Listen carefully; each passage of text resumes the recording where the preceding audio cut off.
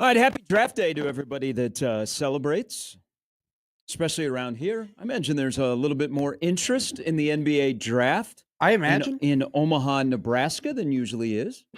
As a ton of prospects, a lot of local flavor, potential 4 picks tonight. Should be fun. Ooh, you got 4 picks in the first round locally? Oh, no.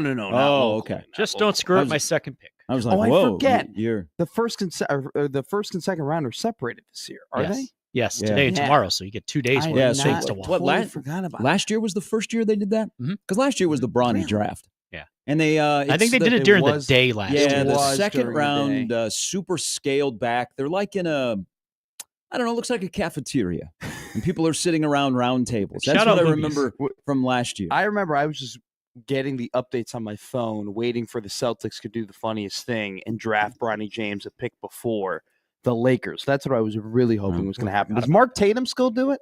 Yeah. Okay. Yeah, that's forever. I think even when he retires, he'll come back and he'll be the guy that does the second round. That's his thing. That used to be Adam Silver's role one- when he was loved. I respect Mark Tatum so much because he has just grabbed that thing. He's like, guys, I do the second round. I don't know what else Mark Tatum does, and this is no disrespect to him. I think he's the being associate commissioner. Well, I think know he's number 2 in charge. It pays well. Put some respect on his name. NBA defensive I knew coordinator. that he was the second in charge. I don't know what exactly he does, like other than just be like, oh, he's number 2. But I love that this is his thing. Everybody relates the second round to Mark Tatum. I was always hoping my friend Garth Glissman, that when he was working in the NBA front office, and he was like, I don't know, he was like 5th or 6th in terms of the power rankings.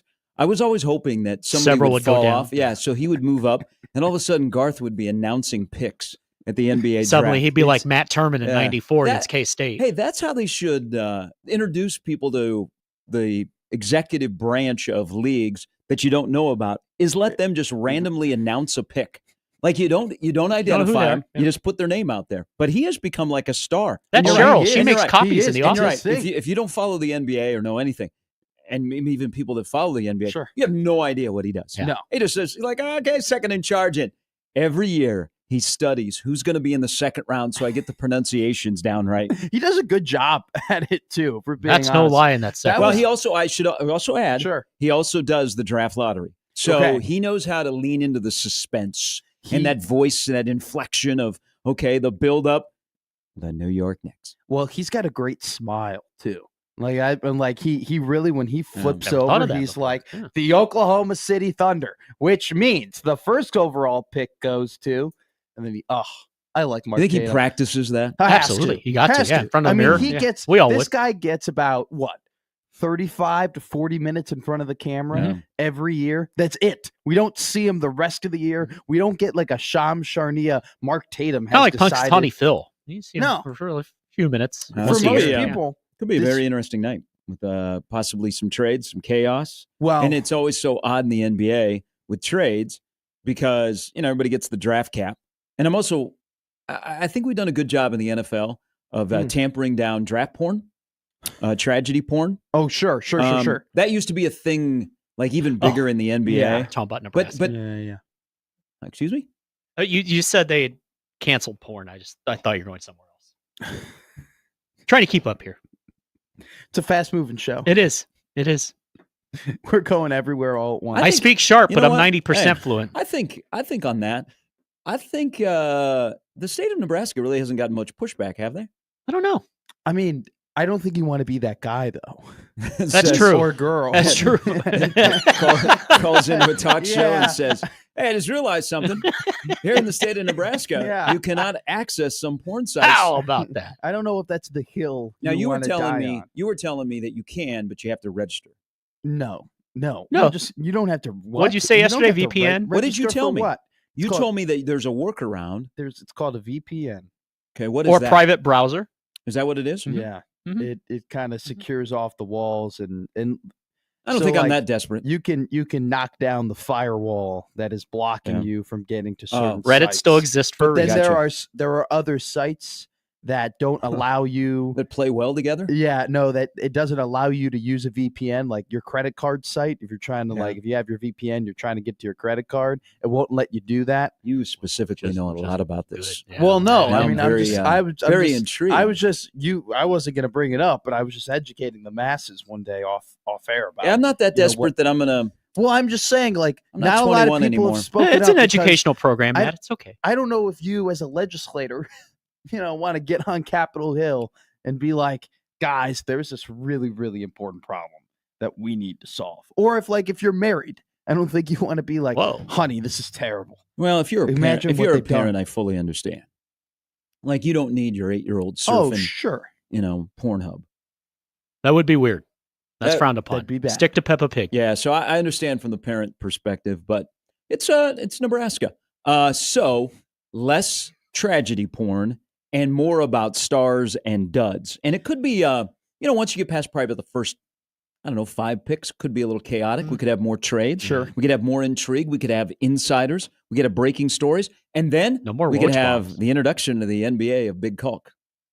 Sticking with the theme that you just started. Well, there you go. Well, we also have, and I'm excited about the whole, will Kalkbrenner go in the first round? The whole Boston Celtics, they need a center. They need another Creighton guy in the first round. Mm-hmm. On top of that, we're walking into this having the Ace Bailey drama of he has worked out with no teams this entire draft process. Cross him off and my he list. is pulled a Shador Sanders in a way where it's just he's like, screw this, I want to go where I want to go. But at the same time, he's such a good draft prospect that he's not going to fall. Wizards it is. Have fun. Well, yeah, I don't think he falls. I think the furthest he falls is maybe 6th, but I could still see him in the top 5. I got him going 4th in my mock draft, by the way, if people are wondering. I'll share the mock draft. Do you do a bit. mock draft for every draft? You are my hero. You got us taking Harper. I'm not in a contest here. Oh, okay. I think everybody does. Yeah. I think the first 2 picks are a given. Yeah. Then what the Sixers do kind of shapes, because they might go Edgecombe from Baylor. Trey Johnson from Texas is in there, and then Ace Bailey. So those are probably your 5. Because I'm going to tell you guys right now. I'm going to break a little news here. Go ahead. Cooper Flagg's going to go number 1. Whoa! You heard it here first. So if you have any intrigue in the NBA draft, I probably just ruined it for you. What a hot take. Is it important? The incredible career that Kalkbrenner had, and people forget, the man played 169 games for Creighton. Nice. 169 games is so. And Boston made a trade last night that probably benefits Baylor Shireman more than the Ryan Kalkbrenner future. Opens up a hole. And they're not done. And they're not done at all. Is they have 28 and 32. So 28 is first round, 32 is early in the second round. There's a lot of mocks that have him also going to Phoenix, which, my God, you'd have to check on Padilla. Okay, if Kalkbrenner ended up in Phoenix, he might move. He might move. Yeah. Seriously, he might move. And I never thought. That'd be a big loss for Omaha. That is an Omaha. Big loss. That is an Omaha lifer. But if Kalkbrenner gets drafted by the Suns, Jacob might will force move. him. What would the equivalent be for you if in terms of having a college player go to your favorite NBA team? I don't know. I just the Mavs the Heat drafting Mahomes. I just root for logos nowadays. I'm giving up on rooting for teams. Too much heartbreak. What do you mean? You're Sacramento or Miami? You're gonna get Luka next year. You are the Sacramento guy. I don't know another Sacramento Kings fan. Oh, my friend Alex. Never met Alex. Good guy. He forced us all to go to a bar one time to watch Golden State versus Sacramento. Sounds like a great guy. Those times were better back then. that was playoff series a few years back was better. This time is crap. We didn't know it at the time, but that was like Alex's peak experience. Does it? As a Kings fan. It was the first round. He won there for 0-2. I'm on Team Beam Team, and I'm also on Team Pat Riley. Get your together. He's going after Giannis. That's why he didn't put a package together for I still say Luka next year. I think they're going to mess some stuff up. And I think Miami might say, you know what? It might be time to do something different. But there is intrigue. It's a 2-day draft. It starts at 7:00. But back to Kalkbrenner. So 28 and 32 are the Celtics.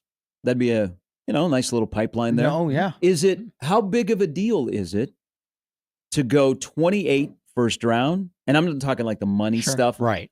But that's just the optics. 28 Boston, 32 Boston. One is late first round. Mm-hmm. Now, he also could go to the Clippers at 30 and be coached by Tyronn Lue.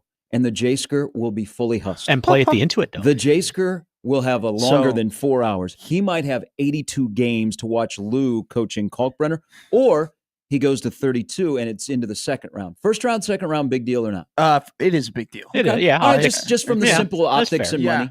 And also, too, now that it's a day 1, day 2 deal, where you're distinguished on what day that you get drafted, right? Yeah. I think going on day 1, a little bit like the NFL, is bigger than going on day 2. Right? Yeah, it signifies that, hey, you are a top prospect amongst this crop, that you deserve to be the first pick of the team that you are going to. So I think from an optics perspective, it's massive. What if, though, okay, so let's say you don't go in the first round. Sure.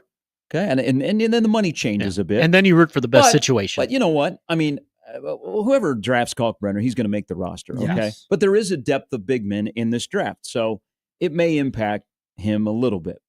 Kind of rooting for this Phoenix scenario. Would you rather go in the first round, late in the first round, and we're talking the back end, right, or be drafted during a Taco Bell commercial in the second round? Damn it.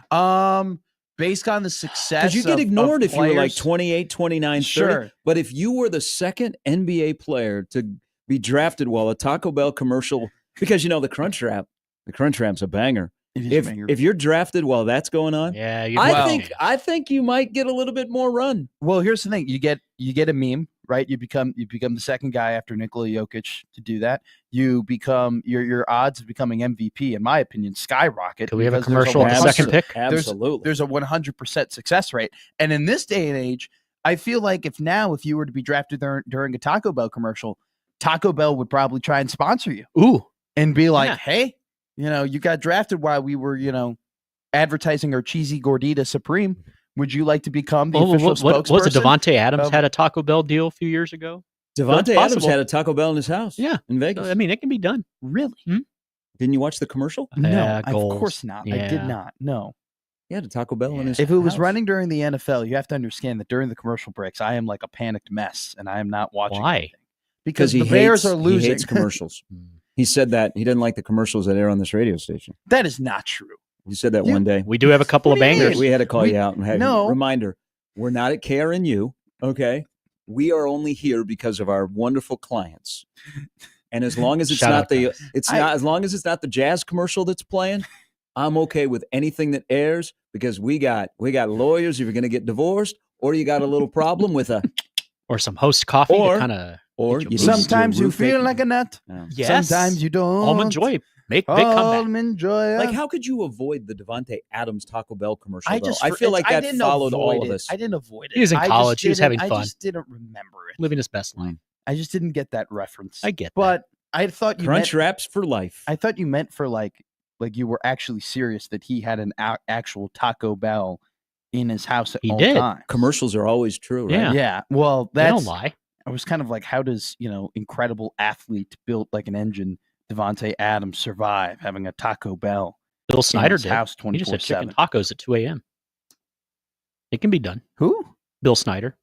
He's a 200-year-old football they're in coach. a shot that there's a Taco Bell open at 2 a.m. in Manhattan, Kansas. Not anymore. But back then, yeah. Yeah, but not like a chain. I feel like... What does Taco Bell stay open till now? Not in Manhattan. Hours. Like in... Taco Bell is 24 hours? Oh, yeah. No. Really? Not all of them. Well, I mean, a lot of them smart. Are. It's smart like Thursday, Friday, Saturday to stay open late because of the bars. Mm-hmm. I feel like less and less Taco Bell is 24 hours? That can't be. Who in the hell is driving through Taco Bell at 4 in the morning on a random middle of February? No, it's not open. So I know that for a fact. The Taco Bell on 38th and Dodge is 7 a.m. to 3 a.m., which might as well be 24 hours. Hey, 20-hour day. I hope whoever is working till 3 a.m. at that Taco Bell gets extra pay. I would not want to do that. So the three you are the maestro of a gong show, and I imagine they probably do. They have to lock the door, right? Yeah. Oh yeah. Oh, I mean, big time. Yeah. I think it's got to be drive-through only. Okay. All right. So that makes sense. They're not letting people come into the as long as no football players get stuck in the window. If you know. When I've done the late night food runs most recently, there are no people who are walking in at 2 a.m. to go ahead and get. That's what made Amigos in downtown Lincoln so special, because it became a gong show in there at 2 o'clock in the morning. And I don't even think they had a drive-through. And it was affordable back then. Maybe they added a drive-through, but you had to walk in. There was space for the drive-through when it was closed down when I walked by. I walked through a drive-through in Waco. Turned into a gong show in college. Mm-hmm. That was absolutely incredible. No, why did we ever get started with the where not everybody owns a car? Okay. Okay. Some people like to bike. Some people like to walk. There was a guy scootering down the middle of Dodge today. Scooters are everything. It's scooter time. He was taking, especially in the rain. Mm-hmm. Yeah. Oh yeah. Good luck to him. It's heavy. Why? When did it become a precedent where you cannot walk through a drive-through? Okay, because I've tried that before, and I even did it sober. Same, I did it successfully. And I was told that they couldn't take my order, and I'm like, I don't have a car. I'm walking. Okay, I'm hungry. I want to pay you to eat your food. I have real money. You're discriminating me on lack of car, as opposed to fake money. And they say, sir, we cannot help you because I was standing. Sure. I wish I would have gotten a picture because it was great. I was standing in front of the menu board, and the menu board is humongous, and I'm just standing there and like hands in your pocket. Yeah, but here's the thing. Like the trigger to tell the people in the store that there was somebody in the drive-thru had gone off because they addressed me or they saw the camera. Yeah. So obviously it must work. They said no, you have to be in a car. So what am I supposed to do? Wait for the person behind me and hop in the front seat? We did that. I was going to pay you real American dollars to eat your food. And they said no. Has it ever worked before? I don't know. It's happened to me twice. And the other time I was drunk and I kind of expected it. Sure. The other time I was sober and I was just hungry. So 2020, COVID, is when I tried this for the first time. Great year. Didn't work. Okay. A shot? Now. A vaccine? No. I just walked in and I just wanted my 2 cheeseburgers with bacon and mac sauce. And now I'm surprised you even made it to the window because I got up there. No, it was at the. It was at the thing. Yeah, and then I walked up to the window and went. You should have had one of those Flintstone cars that the babies have. By then, old 911 was probably on speed dial. By the way, do you need a sign at the drive-thru telling you like, hey, you have to be in a car in order to come through? That's true. There was no car sign. It's called a drive-thru. It's not called a walk-through. Well, I guess the drive-through part is probably a given. But why do we discriminate? You can drive on feet. We need businesses to make money, and I want to give you money, like paying bills. Like OPPD. I know I get a bill from you every year. I want to give you money. Do not make it so hard to pay a bill online. I want to give you. Whoa. What are you I think there's something there. Yes. It is really easy to pay a bill online. No. You set up your automatic payment. No, I don't do that. Why don't you do an automatic payment? They steal your info. And you work in radio. You don't know you always have income. That's true. The OPPD? Dead ass serious. Not OPPD. Oh, just in general? There's only set up auto pay is like the easiest thing that's ever happened to me in my life. I just get a little note. No. Hey, you've paid $96 this month. Because and then I Venmo request. Because I'm going to get an email one day. Oh, we overcharged you. Okay. No, I control how much I'm paying. All right. Or you have no money in your account. Still write a check for one thing. But you can't argue about the logistics and difficulty of paying your bills when there is an easier way to get it done that they set up for you. Check to check. Yes. Okay. So you can't set up auto pay. Exactly. Because you don't know if you're going to have money in your account. So then when I go to pay a bill, make it easy. Okay. I want to give you money. I want to buy something from you. And whether I'm in something that has 4 wheels or I got 2 legs, it's not called a leg through. I want to give you money. Why is that against fast food rules? Like who sets those rules and why is it a thing? Company. Probably the restaurant. Not everybody. It depends on the restaurant. I mean, Whataburger was kind to me without a car. Not everybody that walks through a drive-thru is drunk. Okay, some people are just hungry. All right, how about this? Okay, when you get up to the window, they give you a breathalyzer test. You blow under a number. No, get out of here. Get out of here. Okay. You realize how long those take? No, I have no clue. You also realize that's why you're at the food place, so that you can help on those breathalyzer tests. But to get your food, wouldn't you be willing to take a breathalyzer test in order to get your food? There is probably nothing on this earth that I would say, oh, you know what? I want that so bad, I'll take a breathalyzer in terms of food. Right. Yeah. And why would I take a breathalyzer? I'd be like, I'm good. Okay. Just give me some onions. I was about to say, if I was drunk enough, there would be a lot of food that I'd be willing to take a breathalyzer for, but that would defeat the purpose. It's different. I'm kind of surprised you didn't just make friends with the person behind you, because that's what we did in Waco with a freshman from Baylor. She got our food for us. We were walking. Well, to be fair, I was not in the greatest part of the city. So touche. We were in Waco by Baylor. So I also have this fear of being kidnapped. Yeah, I think that's a fear that a lot of people have. I did too in the late 80s. That was all the rage. Hey, when you're a kid and you're growing up in Des Moines. Oh, yeah. Yeah, we had 2 major national stories. I'm afraid of getting kidnapped.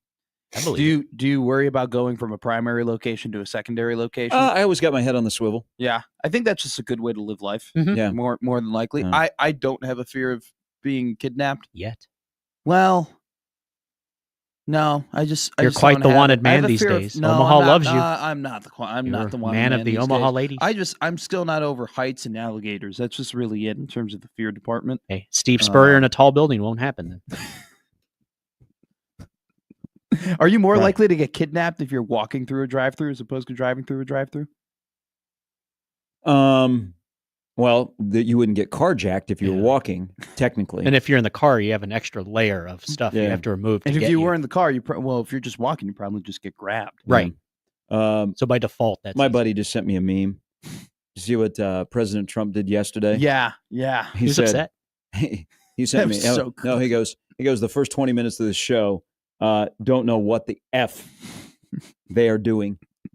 When he said these are 2 countries and they don't know what the F they're doing, I immediately thought these are 2 teams and they don't know what the F they're doing. And I thought about when the Lions and Bears play. He's got a career in sports radio if he wants to. There is going to be, that will turn into a sports meme. Or, oh my God. Or President Trump will be on McAfee. How has he not been on McAfee already? Give it time. Well, come on. That'd be incredible. I think of all the things that McAfee does and doesn't. I think that's probably one of the last guests you want on. Plus, he's not really a sports guy. But he goes to a lot of sporting events. To be seen. I don't think he goes in depth on UFC. You don't think he's putting a parlay on Bahamadas? Now, if like he showed up on the Golf Channel, he could probably hold his own. Started talking about Ben Crenshaw. No, like when he first no, true story. When he first ran for president, we were like, you know what? Why don't we? You're talking 16 or when we were younger? 16. So, we're Omaha back in 16 was a very hotly contested area. Mm-hmm. And we mentioned, let's see if we can get both presidential candidates on the show, but they're only talking sports. It's not politics. Okay. But then it was like, well, then you got to have Dean, who's running for the green is blue and blue is green party. And so we the guy from the weed party. Yeah, I remember that. Yeah. All right. Coming up on the show, because it is a big Kalk day in the NBA draft. You got a crack in your defense? Use some Kalk. Ooh, that's a good line. Thank you. You think maybe Mike Breen will use that? No. Okay. No, I don't anticipate Ryan Kalkbrenner playing some major minutes in the NBA playoffs until maybe a couple years down the road into his career. Whoa. Okay. John Walker will stop by at 9 from the World Herald, and Brandon Vogel is in at 9:45. That is the lineup brought to you by the Rooferys at John Higgins Weather Guard. Excited for tomorrow. That'll be the Omaha day for the NBA draft. Day 2. John Tonje could go. Hunter Sallis could go. Bryce Williams could go. I don't know about Bryce. So, I mean, that's a crapshoot because if he gets drafted, it's probably in the last couple of picks. He might be better off going to a place where he has a better path to getting a nice little two-way. Well, he has had a weird process in the fact that he wasn't in the mock drafts at all before the end of the Big Ten season. Then at the end of the season, he shows up in the mock drafts. Then he's out of the mock drafts. Then he comes back into the mock drafts, and now I can't really find him at this point. I think his age hurts him a little bit. He got into a couple of mock drafts after he had some good visits and had some good workouts. Mm-hmm. And I think the people that do mock drafts that cover the NBA every day were hearing, hey, we kind of like Bryce Williams. So, I mean, come on. When you get to doing a mock draft, that second round, when you get to is basically throwing 40, stuff at a wall. Yeah, that's a good point. But we could have, as you mentioned, 4 guys drafted. Who would have thought a year ago I would be telling you that John Tonje would be drafted ahead of Hunter Sallis, which is very much a possibility. Well, and a lot of them have been that I've seen is him in front of Hunter Sallis, which is kind of crazy considering the fact that Salas a year ago was a borderline, mid-20s, late first round type draft pick, and he goes to Wake Forest. And I think that's the one thing about the NBA. Every time you go back to college, you just take the risk of damaging your draft stock because they care so much about how young you are. And it's just crazy to me that you could be 23 and you're considered old. Well, I know. I mean, it's wild. Yeah, and Hunter had reasons to go back to Wake Forest, but they didn't make the tournament. He's not going to be a first-round guy, but he'll find a way to get NBA minutes. But let's just all celebrate that. We're on the lookout for Chucky Hepburn. He may not get drafted, but I'm sure he'll be off the board in a free agent deal or a summer invite. It's a celebration of Metro basketball tomorrow. Absolutely. But we'd like to have one today. All right, you can always be the one that calls us on the Prairie Flower Casino hotline, 402-951-1620, or into the Equitable Bank inbox, Gary or Matt at 1620thezone.com, or Twitter or X, whatever you'd like to call it today or tomorrow, at Gary Sharp 1620, at Matt McMedia. We are off and running, and it's that time of the year. It's not list season yet. That kind of is. It kind of is list season. It is. Let's debate video game season. Damn, hell yeah! I wonder. Hey, HCMR got done dirty by EA Sports, but I think I found a guy online that it is. There's a reporter for On3 that I saw doing a recruiting video yesterday. It looks exactly like the Matt Rule in the video game. That guy that we saw in the Arkansas. Oh, really? Like spot on. It's a quick fix, guys. Like EA, after getting blown up yesterday. No, you got to play the respect card. Leave it in the game. No, fix it. Leave it in the game. He looks That's terrible. disrespectful. And you know what? That's motivation for the 2025 season. No, I would want them. I'm going to be playing with Nebraska a lot in NCAA 26. Let's fix it because I can't be looking at that guy. I'll be laughing the entire time. Does it matter if Matt Rule is fat? You're fat, Jamie? No, I don't think it does. We're a portly society. But I don't know if we haven't had a fat coach since Devaney. You know how I feel about fat coaches. Well, I love Brett Bielema. Fat coaches. I'm kind of honestly, I've always been on the fat coaches are a dime a dozen. I've always wanted to be on. You don't see them very much on either end of the spectrum. Yeah. I either want my coach to be incredibly good looking, like Sean McVay, or I want him to look like disgusting. Like one of the there's no middle ground. I want. That would be an example of this. Yeah, well, give me a disgusting coach. Disparage anybody. Well, you can't say the disgusting coach and just leave it. Well, just bigger, just a bigger guy. Come on, just a bigger. Andy Reid. I think Andy's a good-looking guy. I don't know that. Yes, you know what? You know how Andy Reid is a good-looking guy because he's got a good mustache. Rings are pretty. On a Wednesday, NBA Draft Day, 7:00 tonight on KETV. And 1620 The Zone will probably have some coverage, right? I won't be there. After hours? No, not us. Oh, okay. After hours. When you think NBA. I think after hours will have an hour of NBA coverage. I won't be going to the Barclays Center and covering it. Is that where it's at? Is that at the Barclays Center this year again? Well, I don't know. It's in Chicago, isn't it? Is it in Chicago? I remember when they used to rotate. I don't know. I used to remember when being New York City, and that was okay. All right. We're back with more after this on 1620 The Zone.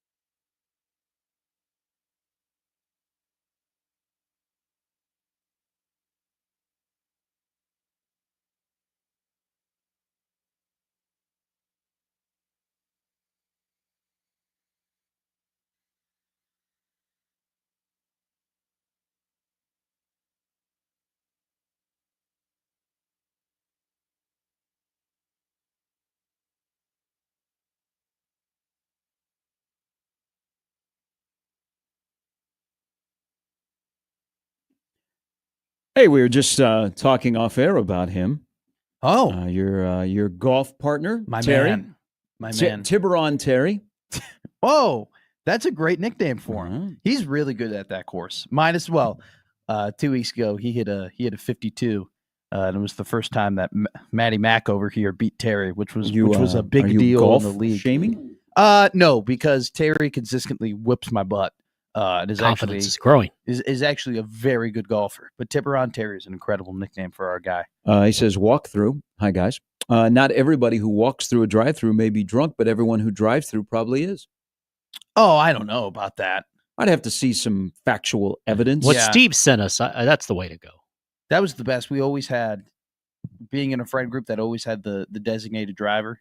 Mm-hmm. You know, just he was always the designated driver's duty was get everybody home, and then for the people who had been behaving well throughout the entire night and not giving him a ton of problems, he would act like a mom and like a team mom and go to McDonald's at the end of the night. And then that's nice. And then we would take care of him. But if you were sloppy drunk, if you were sloppy drunk, Lucas was taking you home, you know, and then he was putting you to bed, and then he was taking the rest of the team out to go and get some food. Still nice. You win either way. Incredible. What a good guy. I got a heck of a streak going here of not being shooed forward because your order is not ready when I've driven through fast food restaurants. I got a nice little streak going. None of the wait here by the corner. Most of the time, I'm driving through like at McDonald's just to get a Diet Coke. But I've got a good stretch here. I bet this has lasted. Well, I haven't this year. I bet last fall I stopped after a Friday night football game. It was late. I got shooed forward. Can we back up here? Mm-hmm. You go through a McDonald's drive-through only for Diet Coke? We've discussed that on the show. Really? It's the most incredible Diet Coke of any fast food restaurant. Yeah. I have because of what Coke does for McDonald's. What does Coke do for McDonald's? They give it the way they deliver Coke is not in bags, but in a steel. A keg. Yeah. I've always thought that Sprite and McDonald's hit different. Maybe. I was always a Sprite guy there. Not a Sprite guy, but the Diet Coke it's the best Diet Coke of any Diet Coke. Mm-hmm. At a reasonable price. And we'll die on that hill. Yeah, what, $1.39? Yeah. Something like that. I think getting shoot forward is one of the most scary experiences that can happen to you at a drive-through, just because you can just be shoot you. You get shoot forward, or you're told, "Hey, could you go into that parking spot over there? Could you go to parking spot number 3, and we'll hand you your order?" And sometimes they're very quick about it, and they're like, "Oh, our bad, whatever." I feel like oftentimes though, I'm sitting there and I'm thinking, did they forget about me? Do they not know I'm here? Where is my food? I've been waiting. In his defense, he sounds like me. And most of the time, I feel like when I get shoot forward, I get told to stop in a little parking spot. It's not like I'm ordering something big. Right. You're getting shamed for getting a Happy Meal. Yeah. It's not like I'm getting like 10 cheeseburgers. I went to Dunkin' Donuts and I wanted a donut, and they said, hold on, got to move forward. Do you have to kill it and skin it and cook it like donut? I think the biggest mistake, one of the bigger mistakes I've made in a drive-thru is they asked me at Dunkin' Donuts, they go, I'm through the drive-thru. They go, would you like to pick your donuts? And I go, no, I'm good. You put whatever in there. No, I hate you. I hate you. If you are going to go through a drive-thru of a donut place and you are getting 12, go park the friggin' car and go inside. Okay. Oh, really? Do not. Yeah, because you sit there and you're holding up the line. You want a white frosted donut, sprinkles or no sprinkles? Okay, that's one. We got 11 to go. Go inside and pick your donuts. Yeah. I imagine though, if you go inside, no. This is more efficient is going inside, because you know what?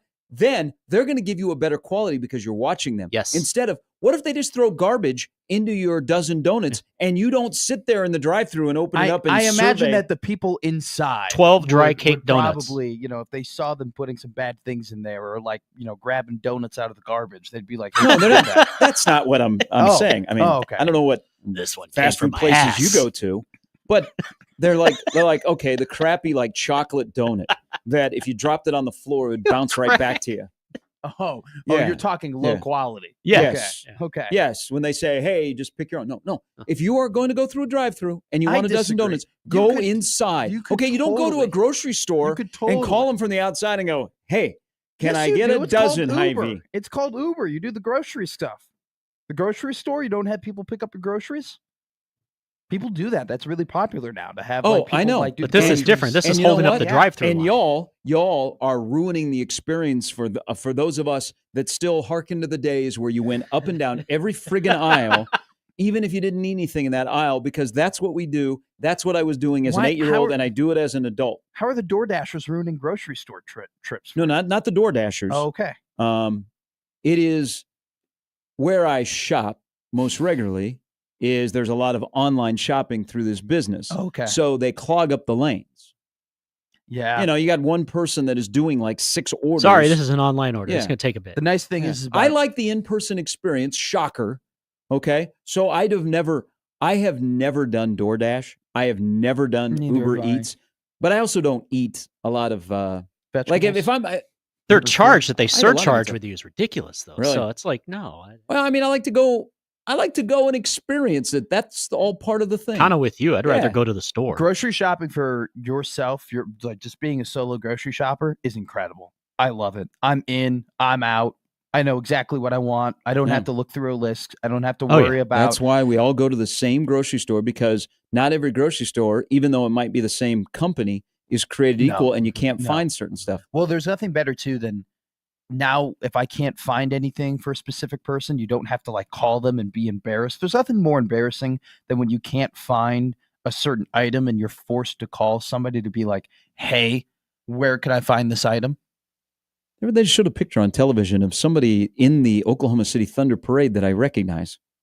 I take back everything I've said about Chet that's negatively. Chet's my guy now. Do you recognize them so much you can text them? I don't. I mean, I know who they are. Oh, sure. I don't have their number, but they were in the parade. I was like, I don't know that they work for the Thunder. Okay. So if this whole discussion about drive-through and getting shooed, Oh, yeah. it also is the uncomfortable one of the person that is working the drive-through that has to tell you the disappointing news. Because what if somebody says no? Yeah. What if I'm not leaving. what if when they say, "Hey, can you just move forward? forward to the next window?" Nope. And the person says no. No. Like, what do you do then? Just gonna wait Then for you my got food then here. you got everybody behind you. See, I've never thought of that We have to have before. some drive-through etiquette, because I'm also noticing this. We just and, need to have etiquette. and more people are getting angry because there's more honking Look at going me. on. Yeah, you've been angry since you came out of the womb. Pretty much. Okay, so Yes. Yeah. you're Put me back in. you're different. Yeah. I've become angrier. We By knowing me? we are getting angrier driving, more road rage incidents. Yes. We honk more at That is no lie. stoplights and things like that. But also, we are getting more aggressive in the double drive-through, where, you know what? Yeah. Gary, this might be your think best I point. think if you don't know how to zipper merge, you don't know how to handle the double drive-through. Okay? There is one person goes, they order, you go, what do you think? You're going to get your food faster by Well, beating them? No, there's a you're not. reason why they do that, so they keep the orders and they keep the efficiency. So let's be better out there, people. the amount of Thank you. people that don't understand that if I'm in the lower lane and you're in the upper lane and I go before you and I order and then you are ordering after me, but then you get done quicker for whatever reason and you go ahead of me, you are ruining the flow. Mhm. You're ruining of what is going on here because you are going to go up to the drive-through window, and I don't understand how people don't know this. You're going to go up to the drive-through window. They're going to give you my order, and Ooh. then I'm going to go up, and What they're if going to their be order like, is "Hey, better? did you order all Well, this?" you hope not. You hope not. At least because most places They'll ask you. they'll tell you what your order is. This happened to me 2 weeks ago. Oh. Or when I was back in Chicago, where I got cut off on the top drive-through. I go up there, they Omaha read me better my than order. Chicago. In this regard, absolutely. Because honestly, I think that I am I think home. daily. I am home to a bad Not McDonald's. Richard. Everybody has a local McDonald's that they go to Whoa, that they regularly McDonald's frequent. is Chicago. What's going on? Well, I'm just saying. it's Remember just- McDome? Well, don't you have a McDonald's that it's like that's my McDonald's? Haven't you like? Well, I mean, there's one off of 84th, and that's I get in and off the interstate on 84. So yeah, but I don't have I don't walk in and they go, Gary! They go, hey, how many points are you going to get in the app today? No, they don't. that app is You're great. not Norm That Peterson is one of the walking in. at best. That McDonald's. is one of the best apps around. in It terms is. of rewards. But I'm just saying, I think I was born to a low quality McDonald's, which is very very disappointing. Well, I wish mean, was born to a I'd be high sad quality when you have McDonald's. the divorce. Well, I've moved and now I have a high quality McDonald's right here over here on Dodge, which has treated me well every time that I've gone Oh, through the there. 40th and Dodge? Yes. How's that 24th and Coming Dodge? I I that would go, McDonald's. I would go sit in there to people watch. I have not. It been looks to that nice during the McDonald's. daytime. I've been to that Subway though, right next to that. It is busy. I got to imagine that's one of the busier McDonald's in Omaha. That I haven't been to that one. But is there? I mean, Oh, You that's should go great. today. Yeah. You told me you went to that Subway. I You did know go what? to that Subway. I love going to Subways that are in gas stations. So, Well- hey, does that meat taste like it's unleaded, or is that a diesel flavor? Does Can it I have be corn? honest with you? Ethanol? It was one of the best cold cuts that I've had. There's no was such thing when you talk about Subway anymore. It was. What do you mean? Subway is still great. Subway has gone way down. No. Uh-oh. Yep. Now we got a debate. We Yep. need a longer segment. Subway has taken a If you major just- step back. If you just stick to the classics and you just get a cold cut or you get like their turkey, you're gonna be No. fine. Subway's a playing game team now. I mean, they used to be a Hey, pretty come on. higher Hey, seed, but hey, they're going to Dayton. They Subway's now have Subway, footlong cookies. Subway's quality of meat went down when Jared wanted to look at meat. Okay, that's what happened at Subway. I'm here to tell you that. Okay, it has not been the same since. There might be some truth to that. Do the math. Look it up. There's nobody's done a poll or like has and also they The tried Onion's to force Russell choice of Wilson words. on us. Well, Okay. that was And there's actually, there's better local sandwich shops to frequent Ain't than that the truth? Subway. I also have I had a bad experience with Subway, so Okay. this a little bit because Was Jared there? no, Jared was not there. Okay. No, but Jared once came to Omaha and we Celebrated him? went to an event. Okay. What? Whoa. It was a different time. When You Jared, met Jared when from Jared, Subway? yeah, I mean, like he meets everybody. He made the rounds. Yeah, Wow. yeah, More than we knew. Hey, I'm sure right now he is. Yeah, he came to Omaha. He was promoting healthiness. Wow. Little did we know. Yeah. but I Very mean, he little. was Physical health. He was like a great ambassador before, because everybody attached Subway and he lost all this weight. Sure. So I mean, what is more impactful, the fat shot or Jared, when it comes to losing weight in this country, or the dancing umpire? Jared sounds like the food version of No. O.J. Simpson. But I Where think it's- Ooh. I think Subway. Where he was great. Subway got away from the basics. Okay, this is a sports analogy. Instead of sticking with the identity of what they do well, they tried to do so many other things. Yeah, the Sounds like pizzas. Nebraska The football 20 years meatball ago. sub that was a banger all of a sudden took a step back. The meat wasn't as good. It was not as thick. I like some thickness. Most do. The bread got bigger for sure. And the bread got worse. It used Yeah. to be some of the nice little soft bread and it smelled good. You know Oh. what? And the peppers. I will admit hey, this. The Hey, Subway they got away. They smell tried to do wasn't there. cookies and they were doing all this other crap. And they Footlong lost. cookies. They Well, lost well, the focus. hey, If you run the ball Thank and that's you. your identity and you live in a part of the country that runs the ball and you need to run the ball, then run the damn ball. Thank but you. once you come in and all of a sudden you want to be this West Coast offense and you want to be, let's throw it around. Hey, let's have a little fun and let's recruit all these guys. You know what? You lost your identity. And you know what? Then you've lost customers. You know what? And then you lost your coach, just like Subway lost Jared. Are Joe you- Daly would have been a good option Are you, quarterback. are you calling for 3 yards and a cloud of baloney? Is that what you're calling for? You run it 4 times, you get a first down. Have you had the footlong cookie though? Pretty No. damn good cookie. No. No, it's a generic cookie. I take It's a pill pretty every damn day good. because of Generic that. cookie. It's a foot long. You can cut it in quarters. What's the difference between just a Buy a little box cookie and a of them. footlong cookie? The footlong cookie is about 10 inches bigger. Yeah, and you go into a coma. No, I mean it's a little bit thinner, right? It's probably the same amount of calories between the I regular told cookie you, and a I like footlong the cookie. thickness. Thickness is what we're looking for. You can have your I length. like a good old square. Why'd you just give pan me the cookie. finger? It's no, the girth. that's what it is. That was This the is- finger. This is how. Gave me No, the no, finger. I did That's not a give shocker. you the finger. This is giving you. You gave me the finger. finger. This is Who at the Thunder Parade yesterday flipped everybody off? Alex Caruso, probably.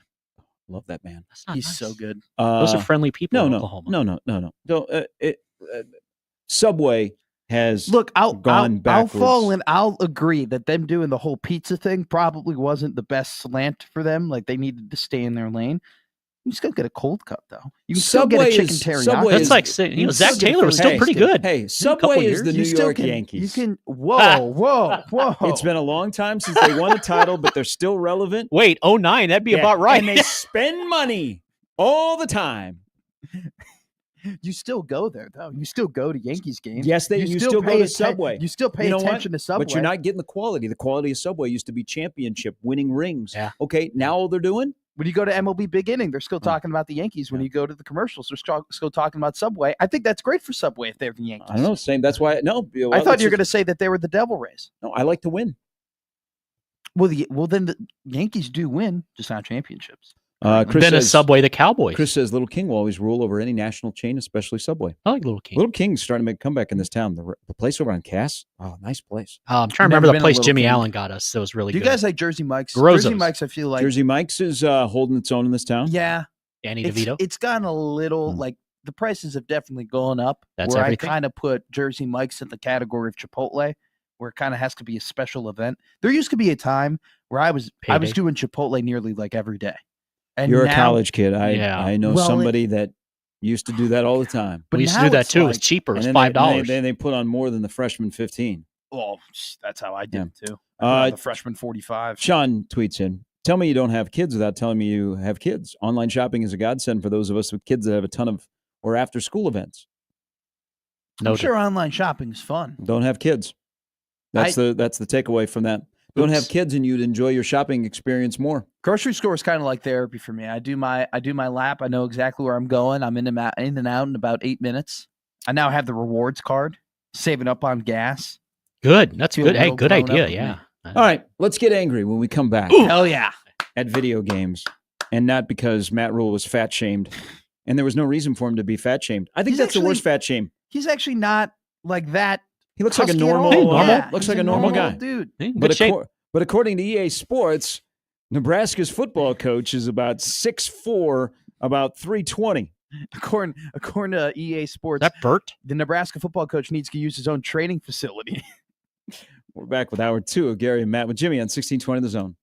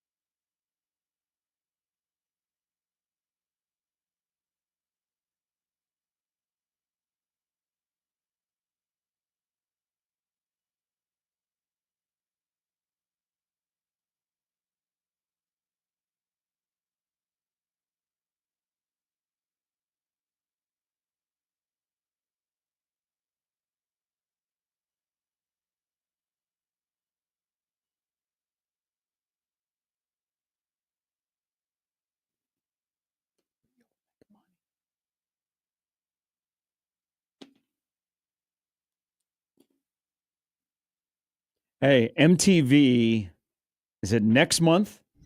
Is going to run a week of videos back to old school MTV. It's either a week or a day leading up to the MTV Movie Awards.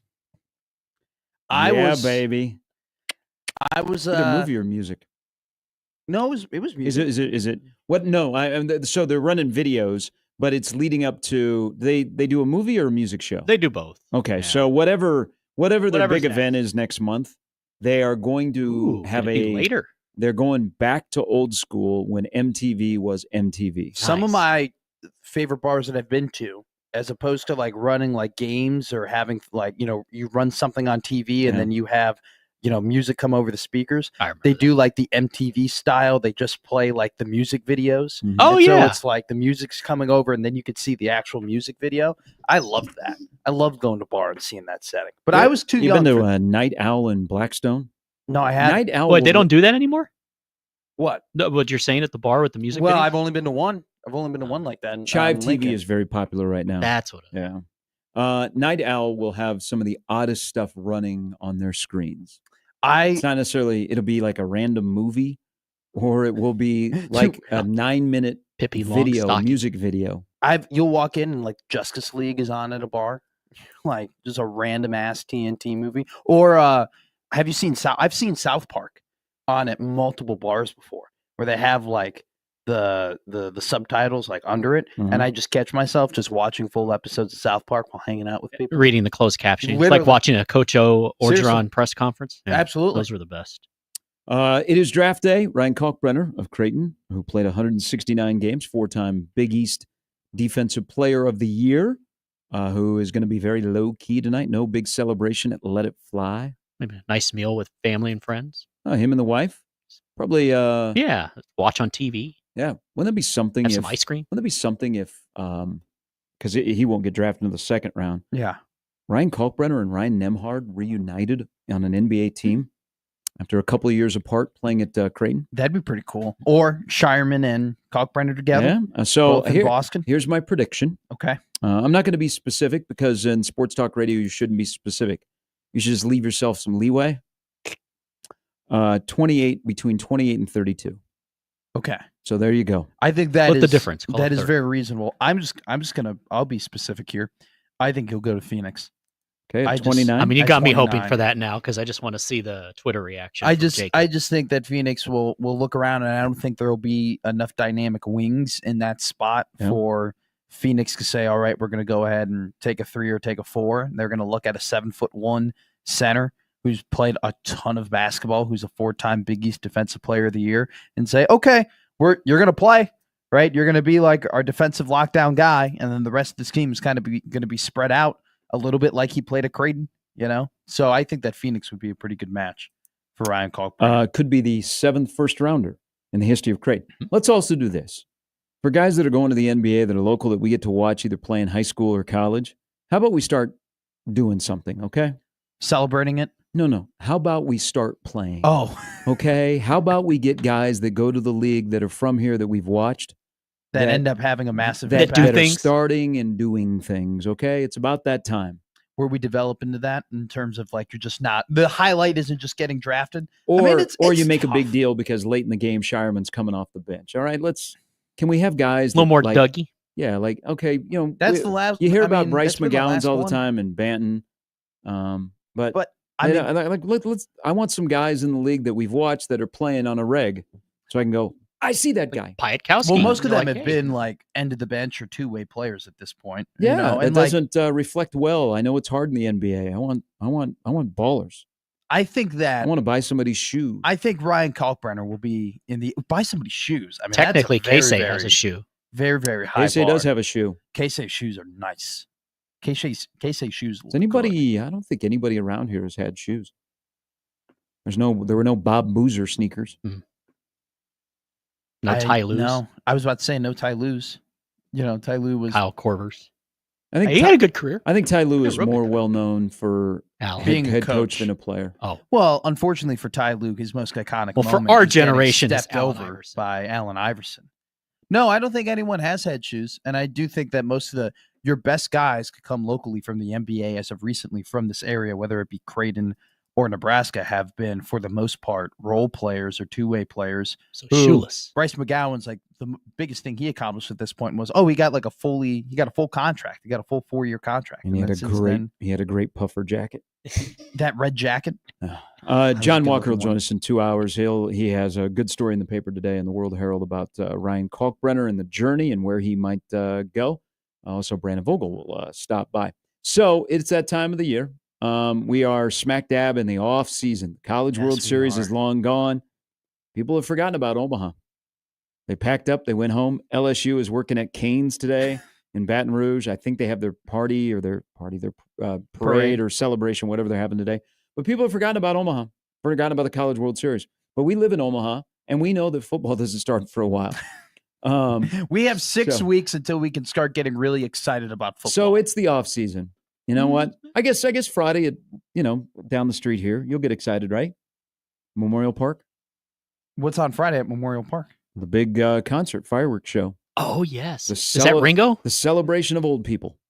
Rockers. Yeah. No. Oh, they always have an old act. Ringo Starr going to be hanging out down the street. Mm-hmm. Oh, that's great. Welcome to Omaha. Yeah. Yearly tradition. You should go. Mm-hmm. You should, before you stop into the station to do the show on Friday, you should take your blanket and grab a spot there in Memorial Park. Hey, can we get Steely? Be Dan one with the year? community? Yeah, I mean, make Omaha. We got to make you Omaha. I am trying to be Omaha. I'm trying to make Omaha. I go to, I've been going to plenty of sporting events and whatnot, and frequenting the town on the weekends. There's a reason Rich Hill is not pitching in Omaha anymore. He only pitches on the road. He'll pitch Thursday for the Storm Chasers. By the way, I'll talk to you this afternoon on 1290 Coil. Game 2 of that series. Not so good last night. Yeah, they're doing a businessman special in Indianapolis, and it's a 1:35 first pitch. Jeez. Did not so good last night. Storm Chasers got beat 9-1. Michael Massey, though, making his rehab appearance, went 3 for 4, hit a home run. But that game was over early. It was 7-0 after 2 innings. I'm like, what am I going to talk about? So we'll talk to you over on News Talk 1290 Coil. So you're saying it was very entertaining? Doing rain delay theater during the actual game. No. All right, so this is what we do in the offseason. Barry Trammell's got a column coming after he writes all the Oklahoma City Thunder stuff of Nebraska should come back to the Big 12, and so should Oklahoma so they could play. I love that column every year. That happens every July. I'll book every July. You're not sure on the date, but you know the month. We'll get Barry throw a curveball and be like, Nebraska should go to the SEC. Nebraska's more of an SEC team than they are a Big Ten team.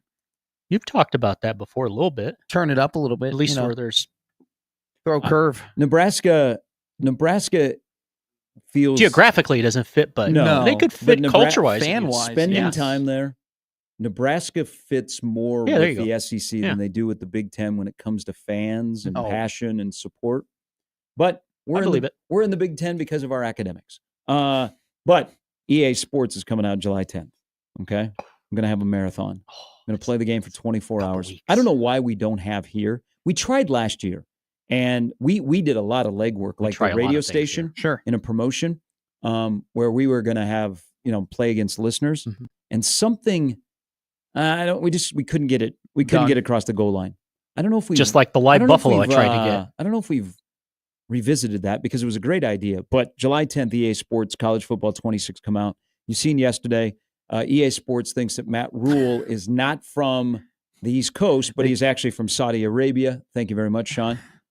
He was tan in that. That is a good point. It did look good. I think that was very tan. I think that was more than just a tan look on a 100-degree day at Citi Field in New York. You know that you can literally, and you could do this for the last decade. This started 10 years ago, where you get a camera, and the camera does a facial recognition of you, and it scans your entire face, and you just as the player can put your face pretty accurately onto a video game, and it's like you're playing with other people, and you're like, oh my God, that guy looks exactly like you're me. Playing with yourself?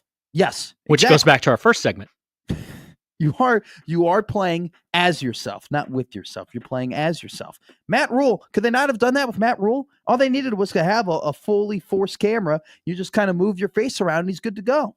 I don't know. I would keep it that way as motivation that EA Sports and the college football world disrespects Nebraska. And then I would throw in this is why I love the offseason.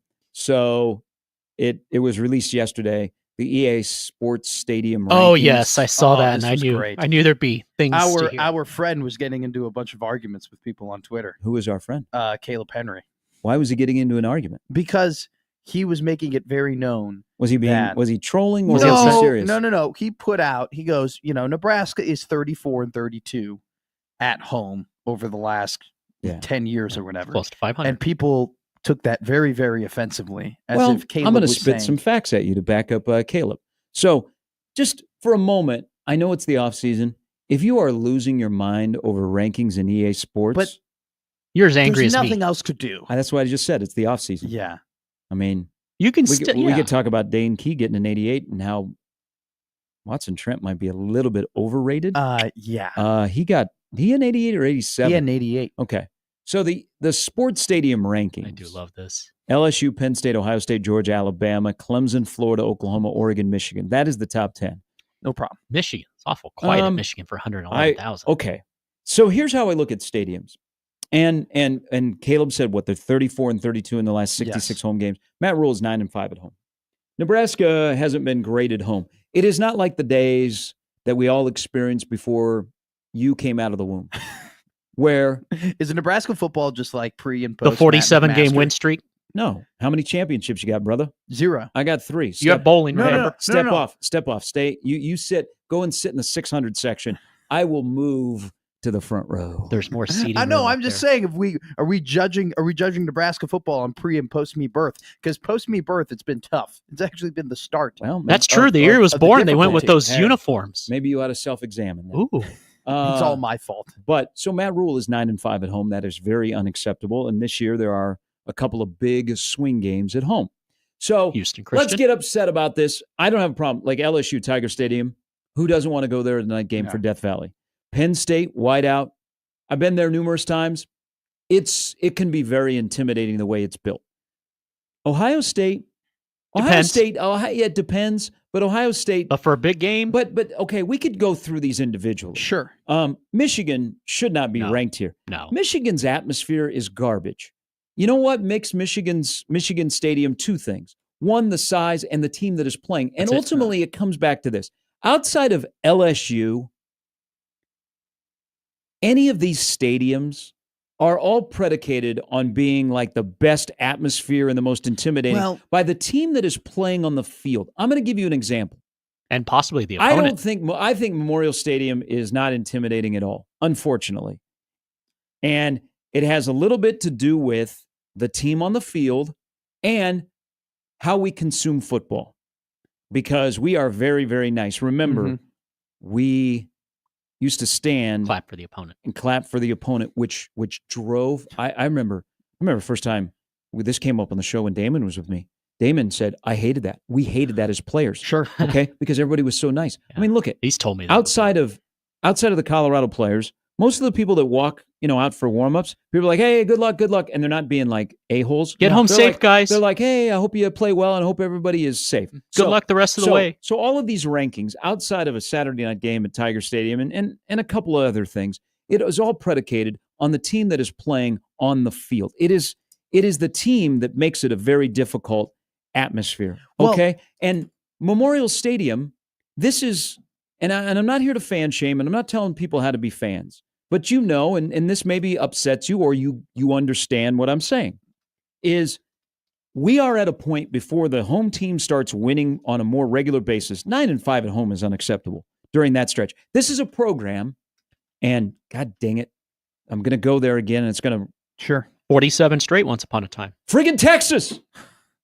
Ruined one of the better individual games by a black shirt in Mike Brown. Mike Halloween Brown was 98. Incredible. Mm-hmm. Wayne McGarity scored Major Applewhite to Wayne McGarity. Was it 2-3 yards? Yeah. Last 3 minutes of the game. Ricky was tough But in that game, Jimmy, Ricky Williams was held about 60 yards under his average for rushing. Yeah, K-State and Nebraska, the only 2 teams that did that to him. Monte Cristo was hurt. Crouch came in. Had a 47-yard run that got him going. So Nebraska lost that game. That was the first time that guy's going to win the Heisman. That was the first time since 1991 that Nebraska had lost in the stadium when they lost to Washington. Steve Ettman came in and just destroyed the state of Nebraska that night. They had not lost from that game in the non-con in 91 to a Big 12 game in 98. 47 in a row. Mm-hmm. They also had not lost to an unranked team since Missouri in 78. Okay? Yeah, this wasn't Texas. This was Mac Brown's first year. I mean, was when Nebraska was rolling with the championship teams. Was Memorial Stadium intimidating, or was the team that was the playing? Team. Okay, so I know you could say, well, it's a little bit of both, but Sure. I always go off the team. And here's the thing: what we've become. Like Verse talks about with those guys. Yeah, yeah, that was the intimidating part. Best atmosphere outside of Colorado at home last year was. This is a good topic. Illinois. That's Yes. fair. Yeah. Illinois. I think the Friday night Illinois game was a great atmosphere. That was a great crowd. That was a fantastic one. Now, the Wisconsin game became a good atmosphere But that because was you were blowing out them Wisconsin out. and you were going to get into a bowl game. But then you went from Colorado, which Colorado could have been better, but the game just died after halftime. Okay? There was a big build-up for it. Fourth quarter was a drag. But the game after halftime, the way Nebraska approached it, I think sucked the life out of Colorado, and it was inevitable. And I was thinking that the Colorado postgame would have been more. Okay, people were excited, but you just beat Colorado. When we spent all offseason last year talking about the build-up to Colorado, and that second half just zapped it out of you. But the beginning of the game, the old grandma on 10th and Vine was rocking. Like it the old reminded days. the old days. Incredible. But then what happened? Then you lose to Illinois. Well, before that. Oh, sure. Then you had Northern Iowa. And the Northern Iowa, which was a night game, we were all like, okay, this will be interesting. There'll be a little like a lot of new people because there were more access to tickets were in there. And I'm thinking, when you get new people and they get to sit in a stadium and, they stand and they don't care what you say because that's their only game all year, sometimes it'll be loud. Yeah. It was kind of dead. Mm-hmm. There have been. And so we've been it's all about the opponent. Exactly. So this year, if we're following that lead, there's some good opponents coming. Shouldn't 3 games wake up the old grandma on 10th and Vine, Michigan, USC, and Iowa? I think Michigan and Iowa for sure, regardless of what the team's record is or how they've been playing or whatever, because one is a rival and one is a helmet game. That USC game, though, historically, yes, a helmet game, but not necessarily like a Big Ten helmet game. And I think it doesn't help either that USC hasn't played well over the last couple of years. Now, if USC over the last 3-4 years has been ranked in the top 5 and the top 10 competing for CFP, that would be different. That would be like, holy crap, they're coming to town. This is the Trojans. We got to see them like that. Yeah, I would agree with you in that regard. You might be into something. Well, let me just insert something real quick on your point. And you might be onto something. The 3-game mini plan they've been offering, the Michigan game is sold out. Isn't the SC game still available? The SC game is still available. They made out a tweet about a week ago saying, hey, this is the new mini plan because everybody, there's a lot of tickets that they sell there. Like a lot of people decided to take that Michigan way over that SC game. So I don't think that because USC hasn't been a national power over the last 4 years, that game more so looks like that's more of a stress game. Because it's not my generation's SC. It's not Leinart and Pete and all that. I think that's more of a stress game of USC than like an exciting this year. Yeah, because you're like, this is a team that we could beat. This is a home game. This is what is going to make us that USC game. You can make the argument that's the difference between being 8-4, 9-3, or 7-5 and 8-4. That's more of like, oh, we're puckered up. Where Michigan, you're kind of just like, hey, nothing to lose. This is a power. They're coming in. They don't have their coach. This would be a massive win, the biggest win of Matt Rule's career here at Nebraska. Like, you're excited for that game. I think Memorial Stadium is and you kind of got to it. And I texted this to Caleb yesterday talking about it with him. It's a depend on the game. Caleb likes to fight with people on Twitter. He does. He enjoys it. He likes being passive aggressive. It's one of his better traits. It's really funny. Good on him. When you know Caleb, like I know Caleb, and you go through the Twitter replies, it's very funny, right? But some people don't. But regardless of it, it depends on the game. Like there have been the Colorado game, absolutely incredible. That Miami game, absolutely incredible. Oh, there's another good one. The Oregon game, absolutely incredible. But then you have because they were logos. Exactly. But then you have like the Purdue games over the last couple of years when Purdue comes here, where it's like, oh yeah, I went to one of those. It just doesn't feel like the Wisconsin game when it was kind of a snowstorm. What was that? 2 years ago? Frost's first year. Yeah. You're like, that's Michigan State. No. That would have been Rule's first year. That kind of snowy. Or was that Michigan State in the snow and Lincoln? Michigan State in the snow was 18. Was Frost. The year that Marquise Buford hurt his leg. would have been at the end of Mickey Joseph? Was that a home game when they played Wisconsin at the end of the year in November? It's 22. That would have been 2022. Oh yes. Oh, it was cold. That was. It was. Oh It my wasn't God, snow. it It was was cold. cold. Yeah, it was cold. Yeah. Like that game, like there I had wasn't to a ton sit of to pee people for there. 4 days Like after that. there are, you can go through the list, and it's like the Omaha World Herald does the whole how many tickets got scanned for this game thing. There are some tickets. There are some games where they're pretty low on that list. Well, as the season goes on and you're not performing, people aren't going to waste their time. Well, that wind was howling that day. And that's kind of the give and take of your point. Like you were talking about, like, well, the teams make these atmospheres scary. Well, the teams make it harder here to play. The teams being so great, though, make the fans want to go to the games and want to cheer loud and want to like whoop up. See, I think it's only a home field advantage if you win. And I know that sounds odd and you're like, oh, duh, which once a week I want to use the word duh. But here's where my eyes were opened. Is we were at Big Ten Media Days. Man, was it Connor Cook? I think it was Connor Cook from Michigan State. And we asked him about playing in Memorial Stadium. Sure. And he said he loves it because it's cool. The fans are knowledgeable. They're into the game. He said they're nice. Oh, yes. And we were like, excuse me? And he's like, people, like, we like playing there. They're good people. Like because well.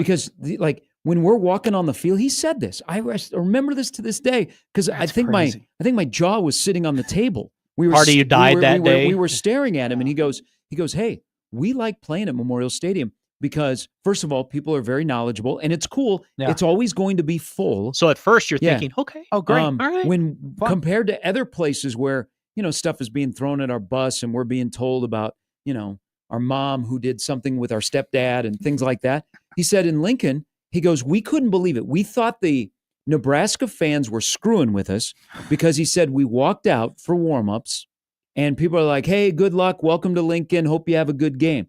And they first thought they're killing you with Nebraska nice. Yeah. But then a couple of their coaches who were familiar with playing in Memorial Stadium said, no, that's how people are here. They're very, very nice and they want the best for you.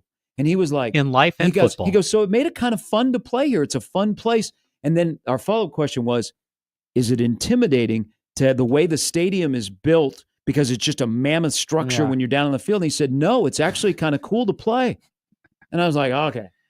Nebraska fans, and I had this convo with someone else. Peaceful afternoon. We really like it. It's a great place. It's a shrine to college football because of the passion, and the seats are going to be full. The history. And there's going to be and the knowledgeable just support where you're not getting that when the results have been like they are.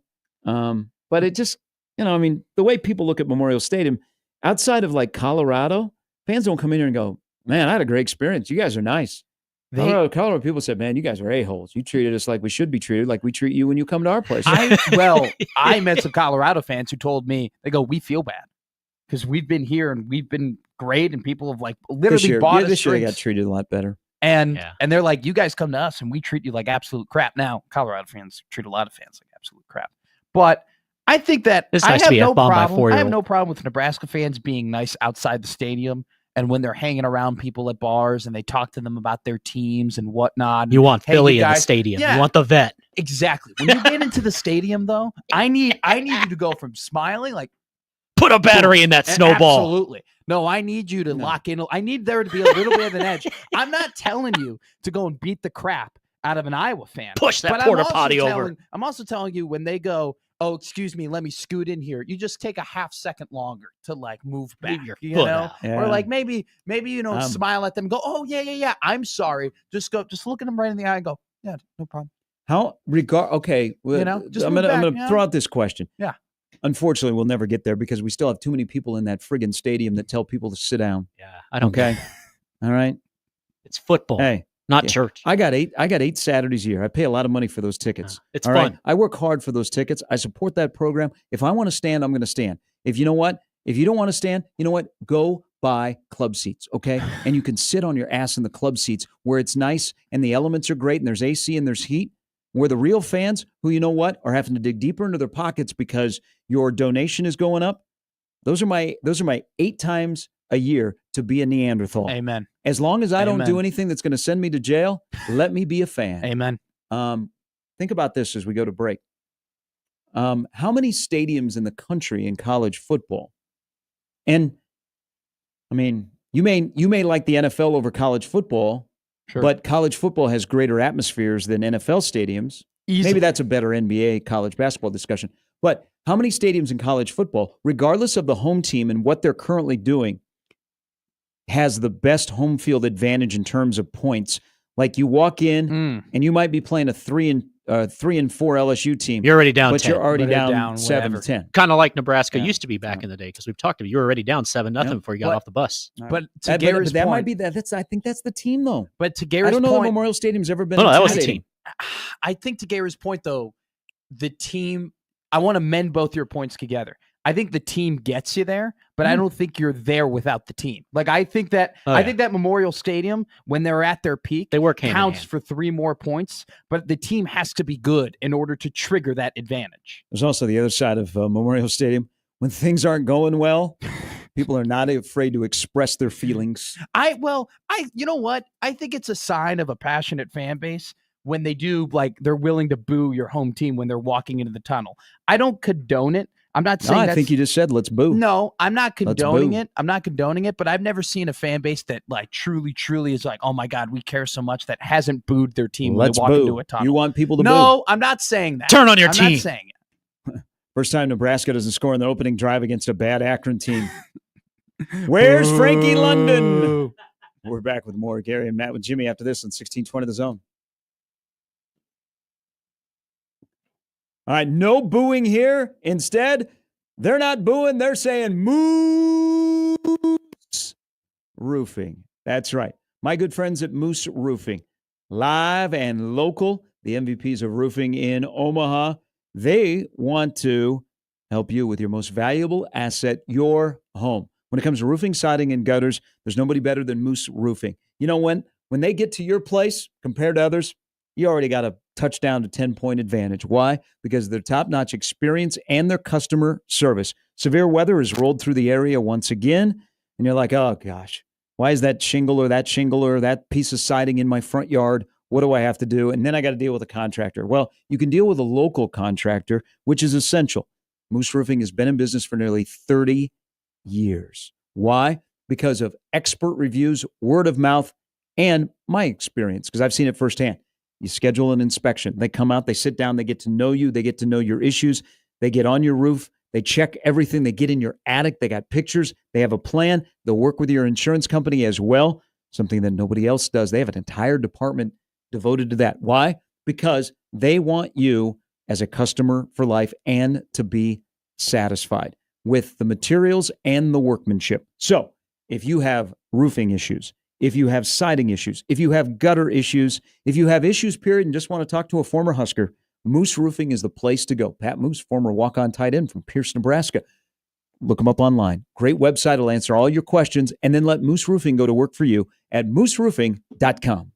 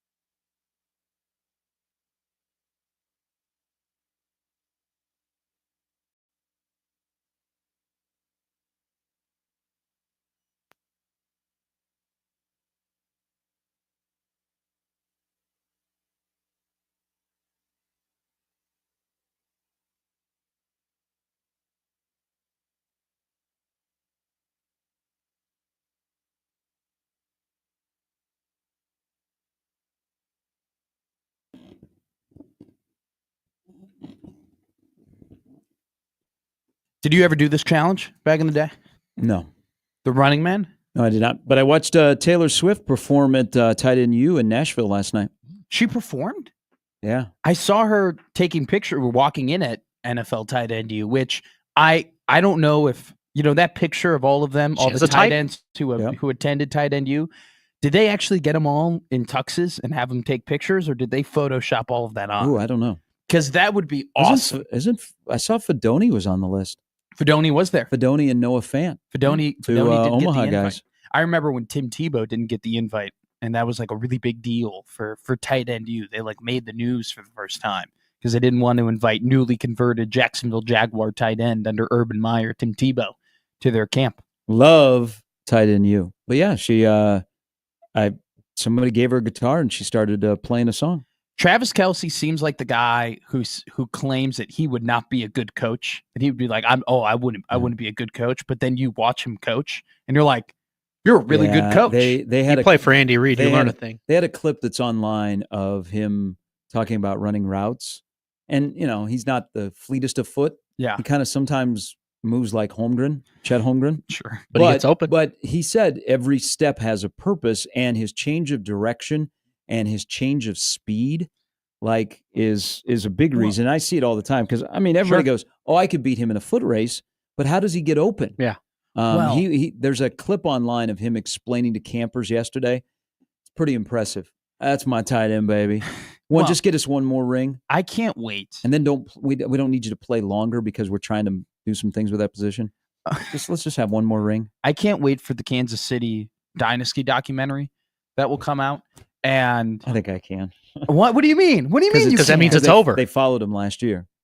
Are you talking about the documentary that's coming out? They followed the Chiefs last year. I don't know. I'm talking about when Mahomes is retired. You mean the big picture documentary? We have the big Last Dance type 26 of years documentary. from now? Yes. Okay. And we talk about, we're like, all right, this is how Mahomes and Kelce were. I can't wait when they break down how Kelce runs routes with Mahomes. Because if you ask anybody about Kelce running routes, they go, well, he doesn't run routes. He runs to space. And it's just, I've never seen anything like it. And people who've been in the league forever always go, we've never seen anything like it. I mean, that's how they were able to get the field goal in 13 seconds. He just goes, I'm going to run down the seam. You're just going to throw me the ball.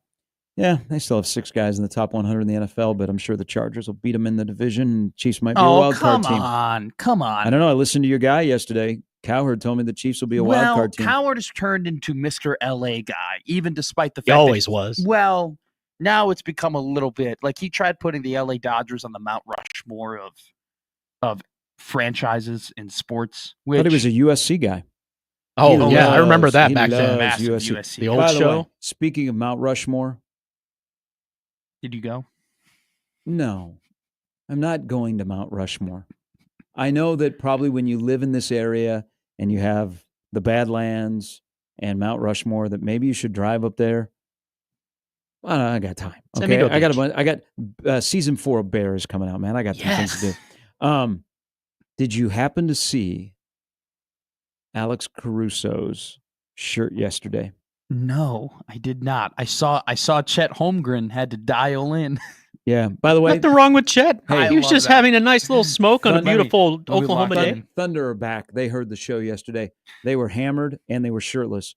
But and Alex Caruso was wearing a shirt yesterday. Well, first of all, he was wearing his LA Laker that they won in the bubble, his championship ring. Okay. So he was wearing that. Yeah.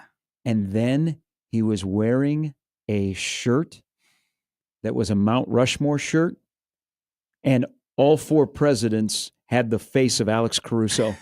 It was fantastic. I think he's awesome. Hey, is he the Robert Horry of our time? What? No, Robert Horry. He's got 2 titles. Robert Horry is 7. Big Shot Bob. They don't say Alex Caruso. No! Don't leave Caruso open with 5 seconds to go. 2 before you get 7. Bad take. Timeout. Is that Banquet Salisbury steak? Is that like prime rib? The timeout corner. Man, just stay there. All right, Jimmy, it's you and I for the next 2 hours and 20 minutes. Is that a Totino's Party Pizza, or did you go to Pisons? Before you win 7. Big Shot Bob. Yeah, but Ori's not. Bob he's not known just for the winning. Yeah, and Alex Caruso plays incredible defense and helps. He's a championship player. Hey, Skip Bayless, step off. Wow. Okay. My bad. I think all of us Midwesterners should love Oklahoma City. Why? Love the Thunder. Because they're homegrown. Because they did it the right way. They didn't buy We'll their talk about it superstars. next hour. But I watched that parade. That was us. That was us at that parade. But Caruso, check out his shirt. Bernie, text in. You got me intrigued. I said A&M is one of the best atmospheres I've ever been. Great band. Sways. It the one so been there twice. Just bonker football games that I've been at there. No kidding. That stadium, when you're on the floor of the stadium, it just keeps going up and up. And you had night game the second time, right? The Saturday night game. It just like you stand there and it never ends. And they do, the colt gets going and they sway and they kiss and the dog barks and all that kind of stuff. Pumping eggs. It is. I could see how it would be intimidating, but if A&M's not very good, but you walk in there when it's full. I'm more like, or if you have a Longhorn on your helmet. Wow, this is pretty friggin' cool. Well, they had the Texas A&M game there last year, and the atmosphere was absolutely incredible. And then the Aggies did absolutely zero with it. Yeah, they didn't score 1 point. That wasn't. I think and then I think they scored late, but it was too late at that point. Texas was Texas A&M at like that crowd was incredible, and they did nothing with it. Did zero with it. They were terrible. Brandon goes, what do you have against club level seat holders? I don't have anything against club level. I think the club level in Lincoln is really, really nice. It's awesome. I enjoy it. But, the fans that are in the seats in the regular part of the stadium, you have to, it's not easy being a fan in Nebraska for multiple reasons, but when you're sitting in the seats, it's even a little bit more difficult because it's not the friendliest. And this is what I worry about. So part of home field advantages, and if you're just tuning in, EA Sports didn't include Nebraska, and people have lost their mind at a video game. There's going to be a boycott of college football 26. Yep. Best Buy is not having a pre-sale anymore. Best Buy does get a discounted 50% off in Nebraska. 78th and Dodge. They are not going. They're not expecting anybody to camp out anymore because Memorial Stadium in Lincoln, unlike Memorial Stadium in Clemson or in Norman, were not included on this list. But I also think part of, again, number one is the team that is playing makes it a home field advantage. There you go. Also, this is a little bit of a fear. Stadiums that are too comfortable are not as loud. Is there a scientific study? You. And I will use an example on a much smaller level. Now remember, the quieter you are. We're going to add a little bougie to Memorial Stadium. Oh, yeah. All right? We're not going to have as many, Bobs and Bettys. They're going bougie. Bobs and Bettys are still allowed, but we're going bougie. Going Braden and Bridget. And maybe the atmosphere will watch this year because Bill Moose is going to be very concerned that people are going to be chucking beers on the field the first time that we can drink. Okay? Bill Moose is going to be watching in Washington. He's going to be like, I told you guys. Just urinating everywhere. I told you that silver slugger who sits in an obstructed seat in the lower bowl is going to be running down the steps to throw a beer on the field because they don't like John Safi. You know that somebody would try throwing a beer onto the field, and then a Nebraska fan would intercept it and say, hey, we don't do that here. We treat our opponents with respect. Let me drink that since you don't appreciate that delicious beer. So, and also, I mean, we're going to be in an age of that stadium where it's going to change a little bit. Yeah. It's going to be a little bit more bouge. Mm-hmm. And the age is going to change because it's going to get older. I think it's mid-50s is probably the average age of the season ticket holder at Nebraska. But I'll use an example. I don't think the atmosphere for Omaha hockey has been the same since they got out of the Civic. Now, the Civic was not a great place to watch a game. Like, especially if you're a fat guy and you had to sit in those seats, the arms would squeeze you. Sure. Okay? But it was dungy. It was dirty. It smelled. And it felt like hockey. And you were into the game. It added a layer of character. And then I never thought the atmosphere was great at the CenturyLink because it was like an NHL arena that was too big. Like Omaha hockey needs a nice, intimate setting. The Civic Auditorium was the perfect place. Baxter Arena is starting, but at the beginning, Baxter Arena was like, hey, this is a really nice place. We're not supposed to spill beer on the leather seat. Sure. Okay? Now, on the other side of that, I think when the home team is rolling, the chai for basketball for Creighton is pretty loud. Yeah, okay, I agree. But I also think awesome. Creighton fans understand the assignment and they get into the game. Well, PBA is the same way. When Nebraska's playing well, and remember they recently had a 20-game home winning streak. Yeah, people get into it and they know that they have an impact. But sometimes when you have really, really nice arenas where it's comfortable to sit, you're like, oh, okay. Look at the difference between the Chicago Stadium and the UC when it opened. Yeah, so boom, there you go, Jimmy. Like the Chicago Stadium had soul. That place, you would have loved. There are so many people to this day who talk about how your dad probably tells the best stories about the seriously stadium. How rowdy it was, how like you were right there, you were on top of the players, like you felt like you were in the game, and there was this just kind of like you walked it, and I talked about it with like when you walk into Memorial Stadium, your edge should turn on a little bit. You should snap into it.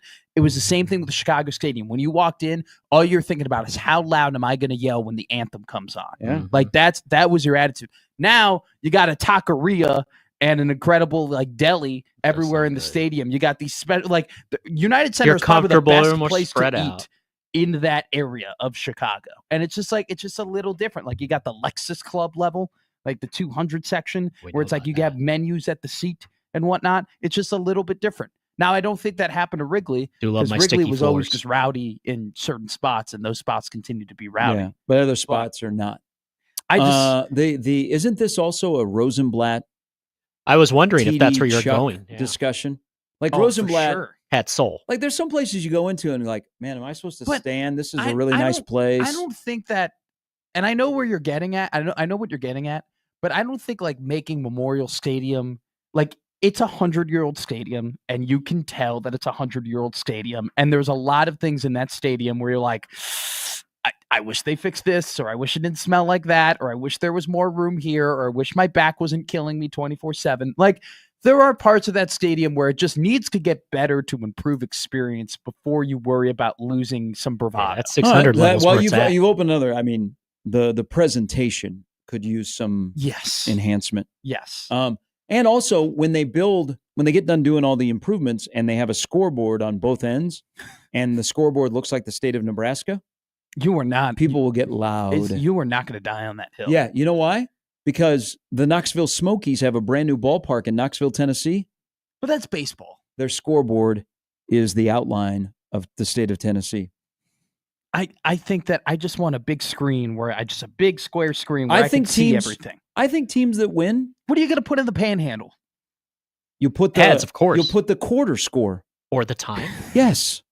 Oh, or an ad. You know what? If Nebraska misses this opportunity in the new Husker Vision on the South Stadium, not to be in the shape of Nebraska, I'm moving to Colorado.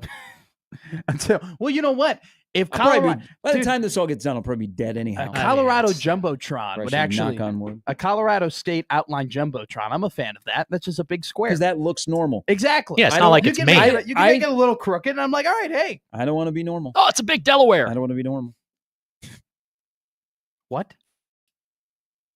A big Delaware. Yeah, that's the point. It wouldn't look the same on the scoreboard. It would have to be Delaware. There's no room. I think Delaware and Vermont have to be like the worst states to do an outline of for a Jumbotron. Swing and miss. And a little bit small. Yeah, and like. Well, shoot. We're going to do a big Rhode Island, but.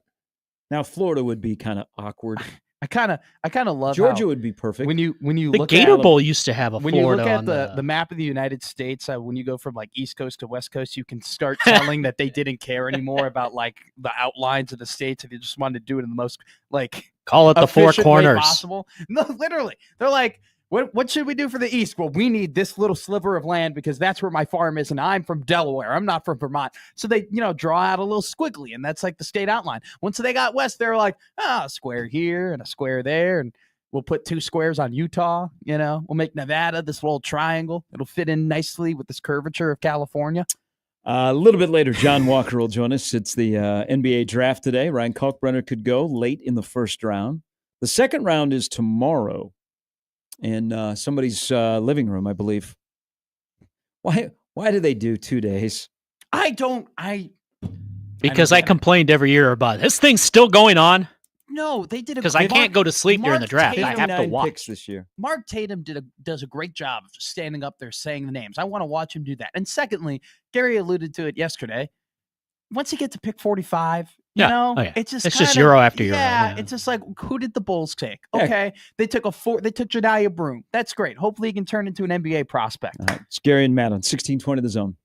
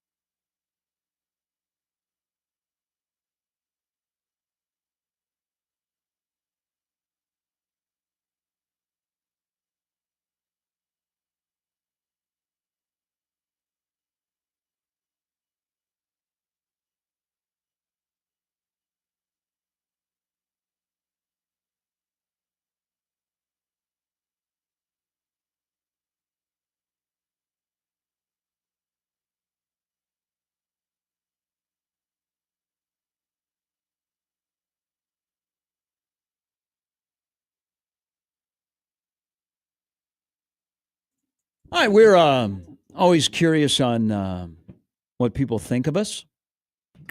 Yes. This is from Kyle, who is a diehard Badger fan. Hi, Kyle. He goes, if it makes you feel better about home atmosphere, I was heckled a hell of a lot more in Lincoln than I have been in Iowa City as a Badger fan. Okay. Nebraska's back, baby. Their hate They are between back. the two. We just need a little edge. I'm not telling Nebraska fans to like be, mean people or anything like that, but I just need a little bit of you know what I'm saying? Like I don't need you to punch anybody, but I do, like, nothing bad with a little stare down, or just like You stare down an opposing fan and don't expect anything to happen? Well, no, I didn't say a stare down. I said a little stare down, like a very slight stare down. Like, or not, you don't have to be like, oh my God, thank you so much for coming and being at our stadium. Would you like a beer? Like, don't do that. Just be like, yeah, hi. Go Big Red. Go Nebraska. Go Huskers. So the Michigan game will be the loudest game of the season. By far. Initial loudness, yes. At the beginning of the game, yes. if the game becomes non-competitive at some point, obviously, and it could happen, brother. It could happen. If that game is non-competitive for the home team, we got a problem. We got that big red overreaction going to go for a while. If it's non-competitive, I'm not saying it will be. I did not claim that it's going to be non-competitive. I'm just saying if it becomes a non-competitive game, which you never know. I know. If that's a non-competitive game, it's broke. It's bad. Yeah. Now, I think bell to bell, you can still get beat, but if it's non-competitive and you go, I wonder if Bryce Underwood has a girlfriend here and if he'll be eating hot dogs on the sidelines in the fourth quarter, it's broke. I think in terms of average decibels throughout a game, I think it probably would be Iowa in terms of like, if I had to bet what is going to be louder throughout the entirety of the game, first quarter to fourth quarter, I would say probably Iowa. That'll be that. Mm-hmm. But if it is, that's a good sign. At the peak, though, but usually it's cold. Yeah, that's good. So cold that's 2 years ago. Point. At the peak, though, I don't think there will be a louder atmosphere than the beginning of the Michigan game. I think that is by far. Take that, EA Sports. Now, maybe the loudest overall game you could argue is going to be Cincinnati because they're going to be in Arrowhead, and that stadium can because it really is the loud. Loudest stadium that's ever been created in mankind. And you're going to have a lot of Nebraska fans there. You also have people that'll be tailgating for a while because kickoff is not until 8:00. Pedialyte, trust us. Which will be 9 Thursdays from tomorrow. That's 2 hands. My God, how about that? Bring back the College World Series and slow down summer. We're five Thursdays away from really dialing in because then we're like, oh my God, it's only 4 Thursdays away. You want to do that math? All right. It's halftime. I think you just fumbled. I did not fumble. Pick it up at the 3. I did not fumble. I'm telling you, in 5 Thursdays, we'll be like, it's only 4 Thursdays. Ernest Biner of him. We'll be like, holy crap, it's basically here. John Walker will be here in an hour, and Brandon Vogel will be also in a little over an hour in 1620 The Zone.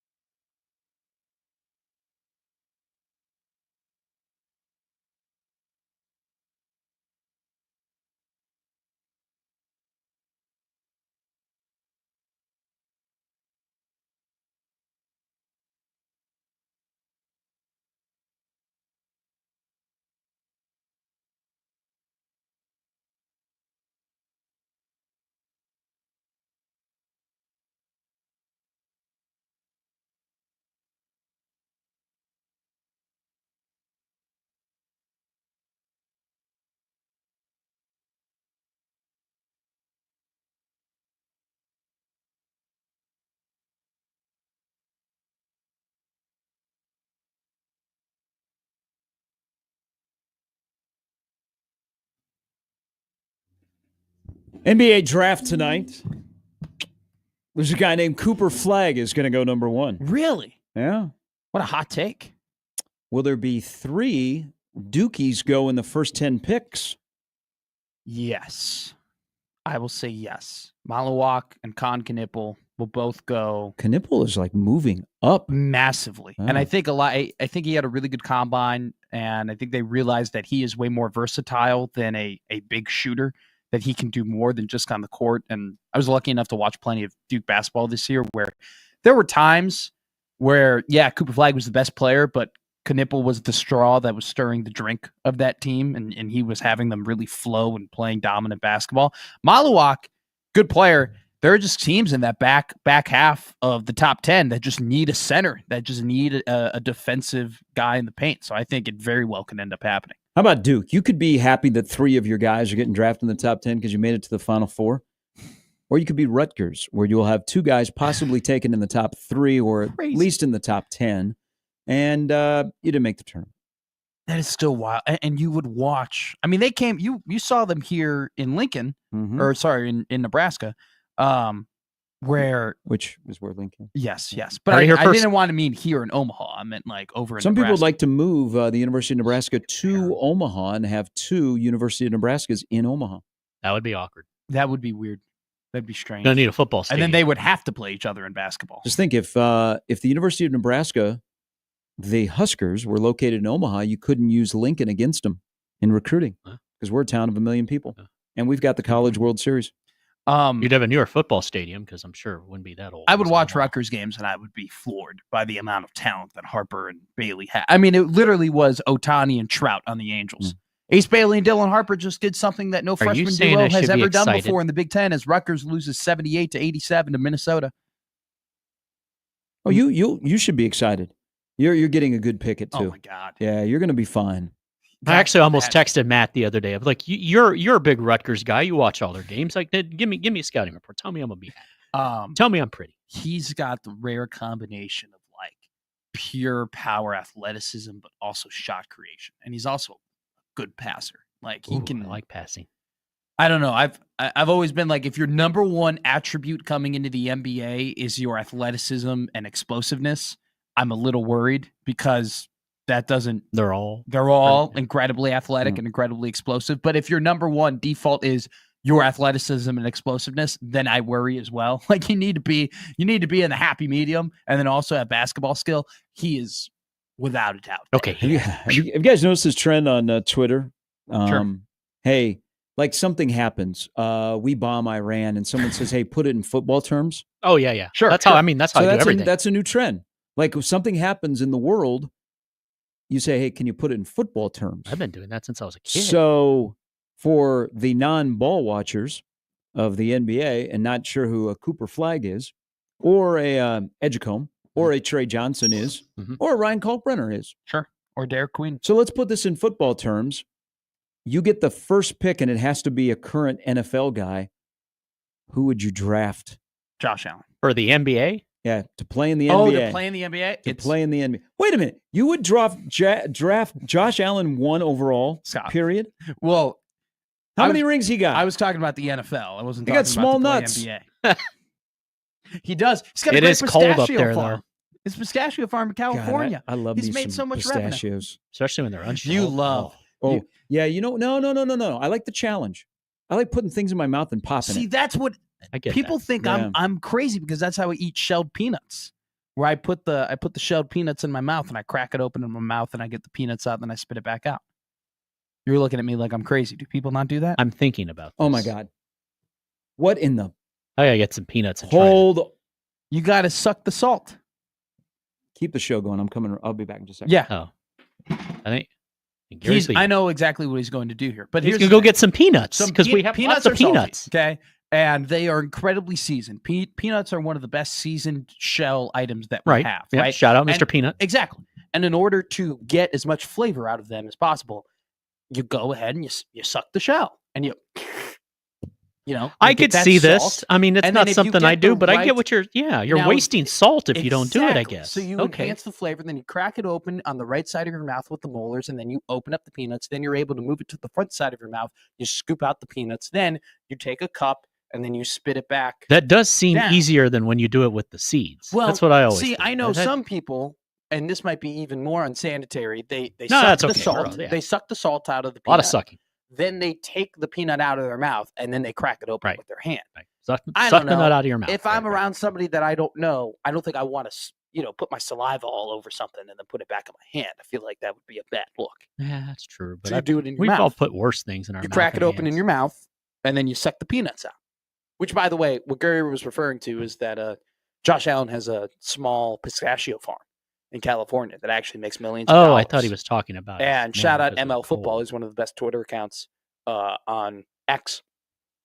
He made an incredible there we go, graphic science that I sent to Gary. This is great. This is like there we go. Gary has a bag of peanuts. This is science in motion. If you want to get me one that has 2 nuts in it, it clearly is a 2-nut peanut. I haven't been called that in my life.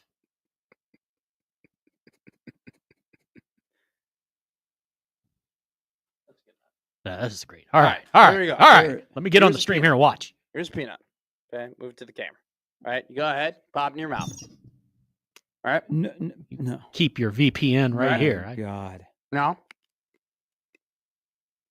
People do not crack peanuts this way unless you're an elephant. Okay? I've never seen this before. Shout out This Babar. might be...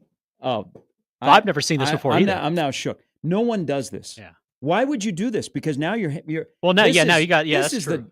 This is not true. I call BS. Now you have an empty nut, and I just ate it entirely in my mouth. Yeah. Look at And that. he'll touch the area, and then So later Josh will sit down this afternoon. Your hands are now got your saliva on it. Yeah. Yeah. You just wipe it off. Okay. You got a I napkin, call BS. and This then is how you eat peanuts. This is regularly. You No, can ask this anyone is- I know. This is regular how I eat peanuts. I'll do it again. Okay, I so- just did it perfectly. So nobody else eats it this way. Now, I've never seen anybody. Any of our do you know why? coworkers, because they're a big Oh peanut God, eaters. no! Because we have normal people that we work with. The reason why I put it back in my hand, though, is typically you can just spit it out onto the ground. You just spit it out like onto the in front of your seat, or you have a cup and you spit it into your cup. The comments on the stream are gold right now. Okay. So see, now you have to get up. So you're working right now, but now you have to get up. That Oh, is a banger God. hat, by the way. I do like that hat today. Yeah, that didn't really go like I get what You you're put saying. me to but- the task as if like you didn't think I could do it. I did it. I No, because I executed don't that think this is how you eat peanuts. Because This is- no one in the human race does it this way. This is Meg was exactly- eating peanuts I this swear morning, to and you, we were this is how I talking, and eat she peanuts. cracked them, and she put the shells in a little paper bowl, and then threw it away. One and- second. How do you eat peanuts? like a normal person. What? How does a normal person eat peanuts? This is. How does a normal one eat peanuts? They Well, just crack it. Give in me a their hand? peanut, mostly because I'm hungry, and that looks really good. There you go. I knew this was coming. Look, you just crack it. You got to get the salt. Uh-oh. This is about to get even better. Well, I don't know why I'm getting shamed for how I eat peanuts. I suck the salt out of the shell. I'm a shell sucker. Sucking and spitting. I mean, Okay. I'm not here to judge anybody. We're going to get an Look. expert on eating peanuts, but she currently is on the air. If you No. get a single nut, here's like this one. This is easy, right? You just pop it in here. All right. You suck it out. Suck the nut in your mouth, right? Seems like too much of a chore. That's what I thought. Yeah. I'm All right. watching. I'm studying here. I get it. And I got it now, right? All right. So It's Sean out, on the and I stream go ahead and says, I spit it low out. key, I eat peanuts the same way since I was a kid. okay. Vince says, do you use a spitter when you suck your nuts? Some do, some don't. I think it's a valid question. Yeah, that is a valid question. People are I do. people are wondering. All right, I got to stop doing this because I got to walk back over and throw out the shell. Yeah, it's Right. Too much work. When I'm at a baseball Too much game, damn- I just spit out the shell onto the floor. What if someone has a peanut allergy next to you? You open it. There you Oh, go. look at that. Boom, How about that? boom. And you didn't have to get up. Hey, kids these days. Yeah. Yep. And yes, TC, this is how Hawk Tua started. Mm-hmm. Did she see she got a plaque? Plaque is in like psoriasis or No. teeth, She got or- a plaque where she did the Hawk 2. Why am I not surprised? Podcast hasn't come back. Very disappointed. Yeah, but she's been out in the public. You thought it was a bit. I actually ate peanuts. I eat peanuts that way. That's okay. Man, this is why I'm glad I woke up this morning. I have no idea. I've never seen this before. Me either. I hadn't even heard of it. I'm kind of surprised. You've been around a people. You've been around a lot of peanuts in your life. I've seen a lot of nuts. I've never seen them consumed that way. Mm-hmm. So again, going back to the first segment. You have, in football terms, the NBA draft. Yes. Oh, I forgot. This is a great prompt. No. I got to go back in the timeout corner. What was worse, Robert Horry or how I eat peanuts? That Robert Horry one was pretty. I'm just saying, like, if he ends up like he's a championship player, like Robert Horry was. Alex Caruso is closer to Robert Swift than he is to Robert Horry. He's got better stats than Robert Horry. But who is invoking? True, 5 times less than Rob. But, yes. But do you get afraid when Caruso has the ball in a tripod stance in the corner with 2 seconds to go? No, but I get afraid when Alex Caruso is guarding my best player on the court, or my best point guard, or my best ball handler. Yeah. I get afraid in that regard. Yeah. The reason the Thunder traded for him is to win a championship, and he won. Oh, he helped. No, he helped. He's a great guy to have on that team. I'm just saying he's not Robert Horry. Not yet. Robert Pack, maybe. Robert Swift. Hey, shout out Denver Nuggets. I love it when you name a random player and it gets you going because you remember because we've seen them. Because you remember the random team they played on. Yeah, because I know how to eat peanuts correctly. That has nothing to do with my knowledge of 80s or 90s basketball. You know what? I'm going to go out on a limb here. I'm going to say that Skip Bayless eats peanuts the same way. Skip Bayless had a really weird conversation with Ernestine that got posted all over. You say Ernestine or Ernest? Did you just walk into that? There you go. Okay. So, NBA draft, NFL player, first pick is NFL player that could play in the association and be successful. About Tyreek Hill, his athleticism. I mean, shoot a basketball, but there's got to be. No. I got 2 guys. Lamar? No. Cooper DeJean. Cooper DeJean is actually a really good basketball player. I saw he played against Ben McCollum. Man, 20 years ago, I would have said Gates. Yeah. Would have been right. Well, I was thinking Julius Peppers. Prepare yourself. Great. Jimmy Graham. Yeah. Okay. Yeah. Those are the 2, but they're no longer in the league. Prepare yourself that Iowa basketball is actually going to play defense. I have a good coach. Prepare yourself that Iowa basketball is actually going to look like a well-rounded basketball machine. If they look anything like Drake did, it'll be intimidating. I got I don't know why, but I have Justin Jefferson. Okay, that's not bad. Yeah. That's not bad. I could see him being a shooting guard. Yeah. I'm going to give you 2 guys. Okay. Micah Parsons is a power forward. Yeah, not bad. And Mike Evans is a small forward. Ooh. Mike Evans was a great high school player. People forget that Mike Evans and Teran Petaway were best friends, and that Mike Evans once sat courtside at a Nebraska basketball game, and people are like, why is Mike Evans here?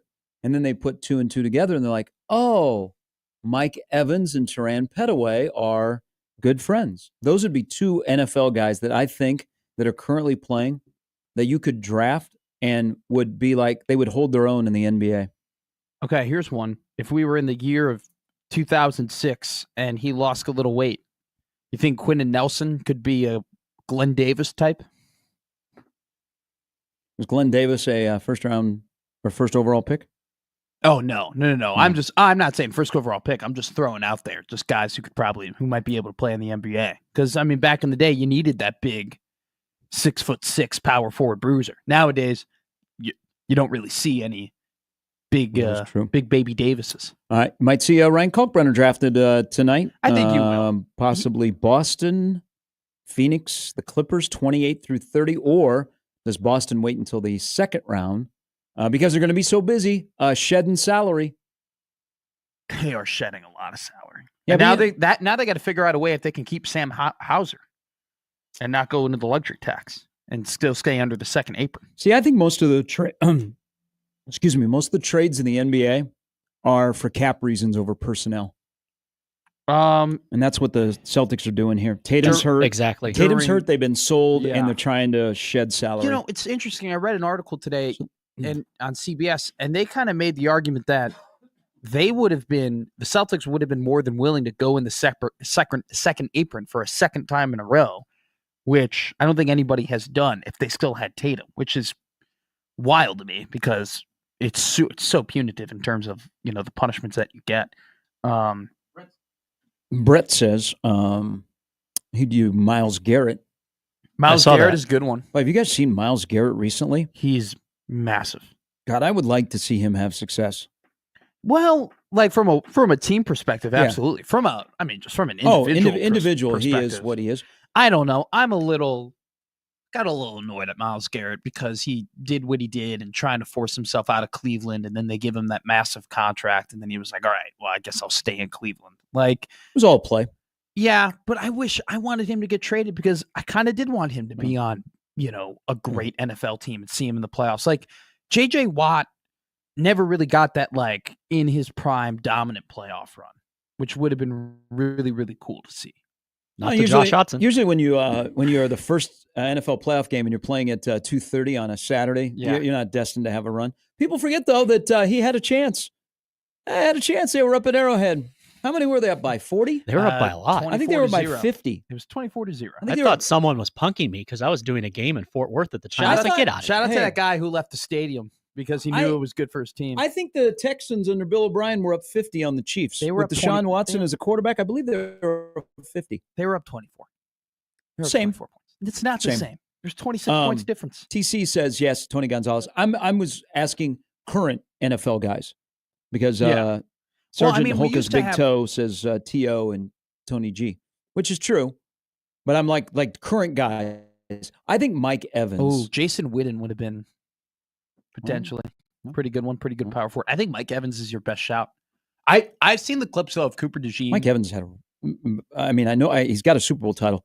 Mike Evans has had a great NFL career. He's gonna walk right into Canton easily. He's one of the most underrated wide receivers. I was actually thinking 11, that too. 11 straight 1,000-yard receiving seasons. As consistent a receiver as there is in the game. He got hurt last year, and he was still able to do it. And look at the quarterbacks that he has played with. Oh Not everybody is Tom Brady or the revitalized Baker Mayfield. Well, he had Winston, Mayfield, and Brady, but then you do have to couple in like the Lockers and the Glennons and who else did they have? They had right before I don't know. Steve They DeBerg. had some bad quarterbacks over there. Vinny Testaverde. He was good. Poor Vinny. Yeah. Chris Sims. Are we playing this game or are we playing random Tampa Bay Buccaneer quarterbacks? No. Sims took him to the playoffs in 05. Hey. Kyle Trask. Doug Williams. I'm out now. Oh, the Selman brothers. Jimmy Giles. They never played quarterback, Jimmy. I know. I'm just naming random Bucks. Now I'm just out on Bucks quarterbacks. Yeah. They're Steve Young. the guy that won the Super Bowl. Tom Brady? The first Super Bowl. Oh, Dilfer? No. Who won the first But Super Bowl? But shout out getting Dilfer in there. Brad Johnson. Mm-hmm. Any more Dilfer succeeded Tampa Craig Bay Erickson. Buccaneer quarterbacks? Ryan Fitzpatrick. There you go. Fitzy played for everybody. It's all. Oh, by the way, I watched a lot of the Chiefs mandatory minicamp. You sicko. It's very odd to see Gardner Minshew in a Chiefs uniform. Good for Gardner. Forgot about that. Good for that guy. He's going to make a lot of money at the end of the day. That's the career. Bellevue right? Joey says this is a good one. DK Metcalf. Oh, yeah, that's a good one. That is a really good one. Be a nice little power forward. Yeah, wouldn't be bad at all. Could be a 3-and-D. I still think LeBron James could have played in the NFL, and that might be an even worse. I mean, I don't know if he could have the toughness, but the athleticism and ability absolutely was there. One final one before the break on random Tampa Bay Buccaneer quarterbacks. Who could forget Brian Greasy? Shout out Southwest Florida Dave for chiming in with some Brian thanks, Greasy. Dave. All right, yeah. Bruce Gradkowski. Yeah, that's another one. Around the same time period, too. Gradkowski. It's not as sexy of random quarterbacks as some other teams. Yeah. No. But there's some banger of names that we've dropped here. There's some good ones. All right, we'll take a quick break. We'll come back. Trey Taylor confuses me. In a good way or in a bad way? Oh, I'll tell you. Okay. I don't know what to do. He has confused me. I loved his tweet yesterday. And there were a couple, but I loved one tweet in particular yesterday, which was great. I'm confused. I don't know what to do. Trey, help me out. Coming up in about 30 minutes, John Walker will stop by. Ryan Kalkbrenner, soft or not? What a stupid comment.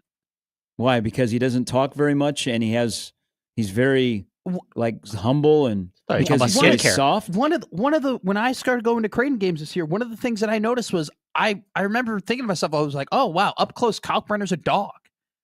Like you kind of see it in him. Like he gets a little rowdy.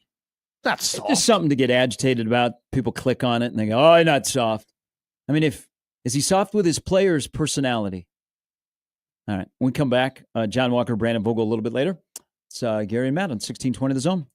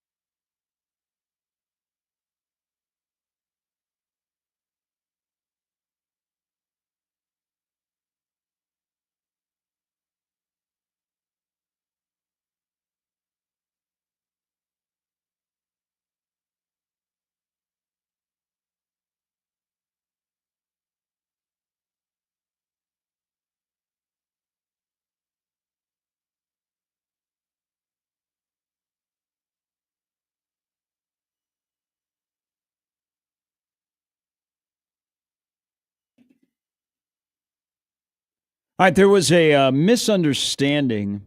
So one of the greatest names in baseball we do not have, Dickie Lovelady. Yeah. He was being, I guess, sarcastic with the Mets PR team he would like to be called Dickie, and it's not true. They discussed it last night on the Mets broadcast. The Mets were losing once again to the Braves. They should have had Pete Lecoq on to give. The Mets have lost 10 of their last 11. Good. Thank you for sticking with the Kansas City Royal theme, because I want to make Royal fans feel a little bit better this morning. You know, they didn't rally last night, did they? No, they barely got a hit. They didn't get it. They basically didn't get hits. They were being one hit when I said. By the way, by a guy who had struggled his last outing, but Bradley had a perfect game into the 6th last night. Jeez. The Royals can't score, and they've lost 8 straight at Kauffman Stadium. They haven't won a home game in the month of June. Yeah, they want a new stadium bad. And they have 5 days. I think the Royals are out, and the Chiefs stay. That's my prediction. But I want to make Royal fans feel a little bit better this morning, because people are wondering now about the trade deadline and what the Royals are going to do. And Royals can't score any runs. Yeah. That's been the theme of the entire season. Okay, so the Kansas City Royals this year, who are now 11.5 back of the Tigers, who are the first to 50. Crazy. The Royals have scored 263 runs. Okay. Would you like to guess a team that has 20 less wins? How many runs the Colorado Rockies have? I was gonna say. Yeah. I will say that the Colorado Rockies 227. have 252 runs. They have 283 Oh my runs. God. You win, yeah. Yeah, the Colorado Rockies have scored more runs than the Kansas City Royals, but have 20 less wins. How about the White Sox? So the White Sox, how far away are they from the Kansas City Royals? They are a good 13 and a half games back of the Royals. No, I mean in terms of runs scored, the White Sox. They have 10 more than the Royals. So the Royals, I think, have 20 games where they scored a run or less. It's a problem, and I don't know if it's a problem. With the Royals, is it a step back or is it reality? Last year they got great pitching performances, and they probably were over their skis a little bit. They knew they were going to have trouble offensively. And then Bobby Witt turned into an absolutely offensive machine and carried that team. Yeah, but then he's gone through more stretches this year where he was on a stretch recently. He was like 1 for 15. So don't worry, Royals fans. Training camp in St. Joe is about a month away. Feel bad because they're tough to watch offensively. They are, well. Like Keggs hasn't taken off. That's the thing, too, though. Like somebody came up to me and said, hey, he had 2 homers today. A Kansas City Royals fan just came up and said he had 2 homers today. And I go, is it Caglione? Like the fact that like they were so in love with him that they just refer to him as baby boy or he or the kid. If you watched his catch against the Padres on Sunday. Grown man. Snaglione. Oh. Thank you. I will be here until 10. I love. And then I will be doing the Storm Chasers. I don't know how people feel about him in general, but just me personally, I love Rex Hudler. We miss great. Uncle Rex. That's one of the reasons why we miss watching the games. When he's like yelling at runners to like get home, get going, go through, down. You love to see that. But today, for all you baseball fans out there, and by the way, White Sox fan on the South Side, whoever did this last night, you're friggin' garbage. What do they do? Okay, so and stab a first base coach again, did they? No, but why? Why do Heckle and Jekyll run on the field to attack Tom Gamboa? Why does somebody get shot by a stray bullet in the left field bleachers? It's not a good area. Wow, that's actually worse. Last night, not a good area. Last night we had another incident at the garbage ballpark on the south side of Chicago, and it's not all White Sox fans, but it seems like we have more of these incidents. Ketel Marte. Have you seen the video? Oh my God! What a piece of crap! Not Marte.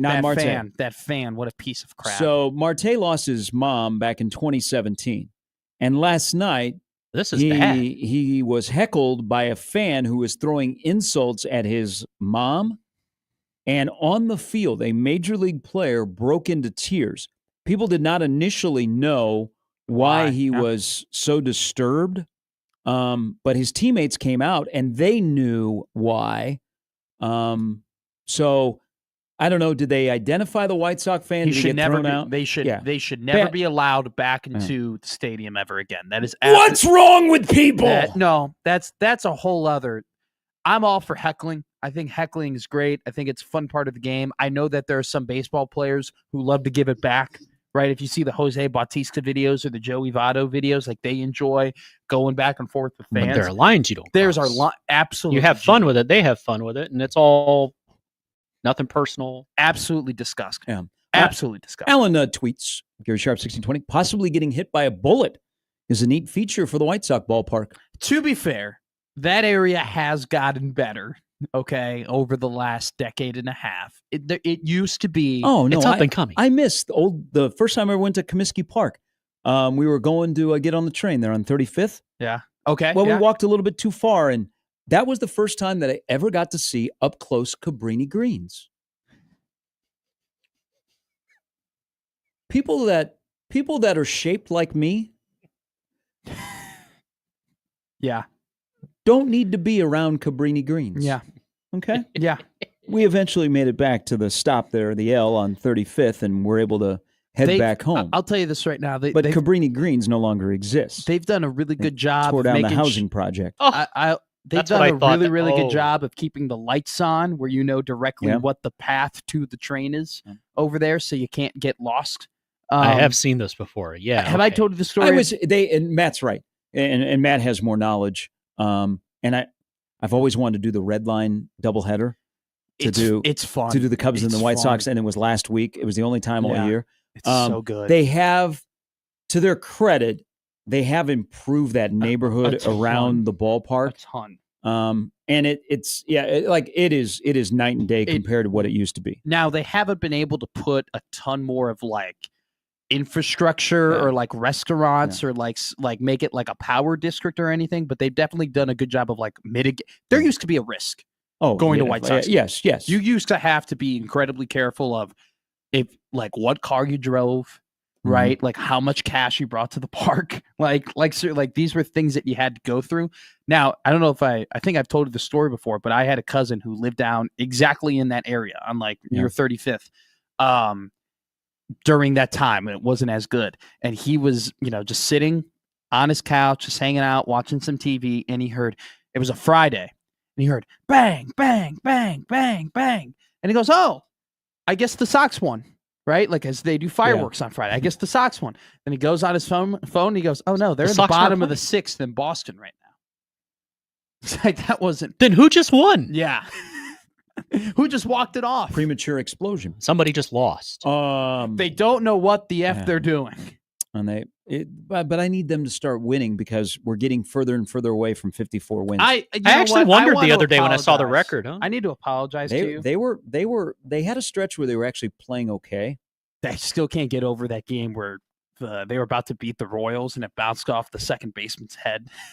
And they're 2-8 in their last 10. Yeah, well, that's good for them. They're on pace. 2-8 in their last 10 is on pace to break your over/under. That division's going to be one-sided. The Twins, who got beat last night by Seattle again, and they're in a rut.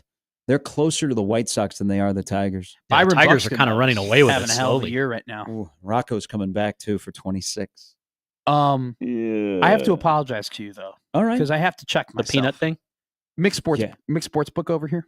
Okay. Go bankrupt? No. We're recovering from a really bad May. We're getting better and better. It was a rough June. May. It was a a rough May. It's been a what? month. What did I say? You said a muffray. Muffray. It was a rough May. Going back to the first segment. Okay. It was a rough May. Okay. We're getting better in June. All right. Okay. We've won some NASCAR bets.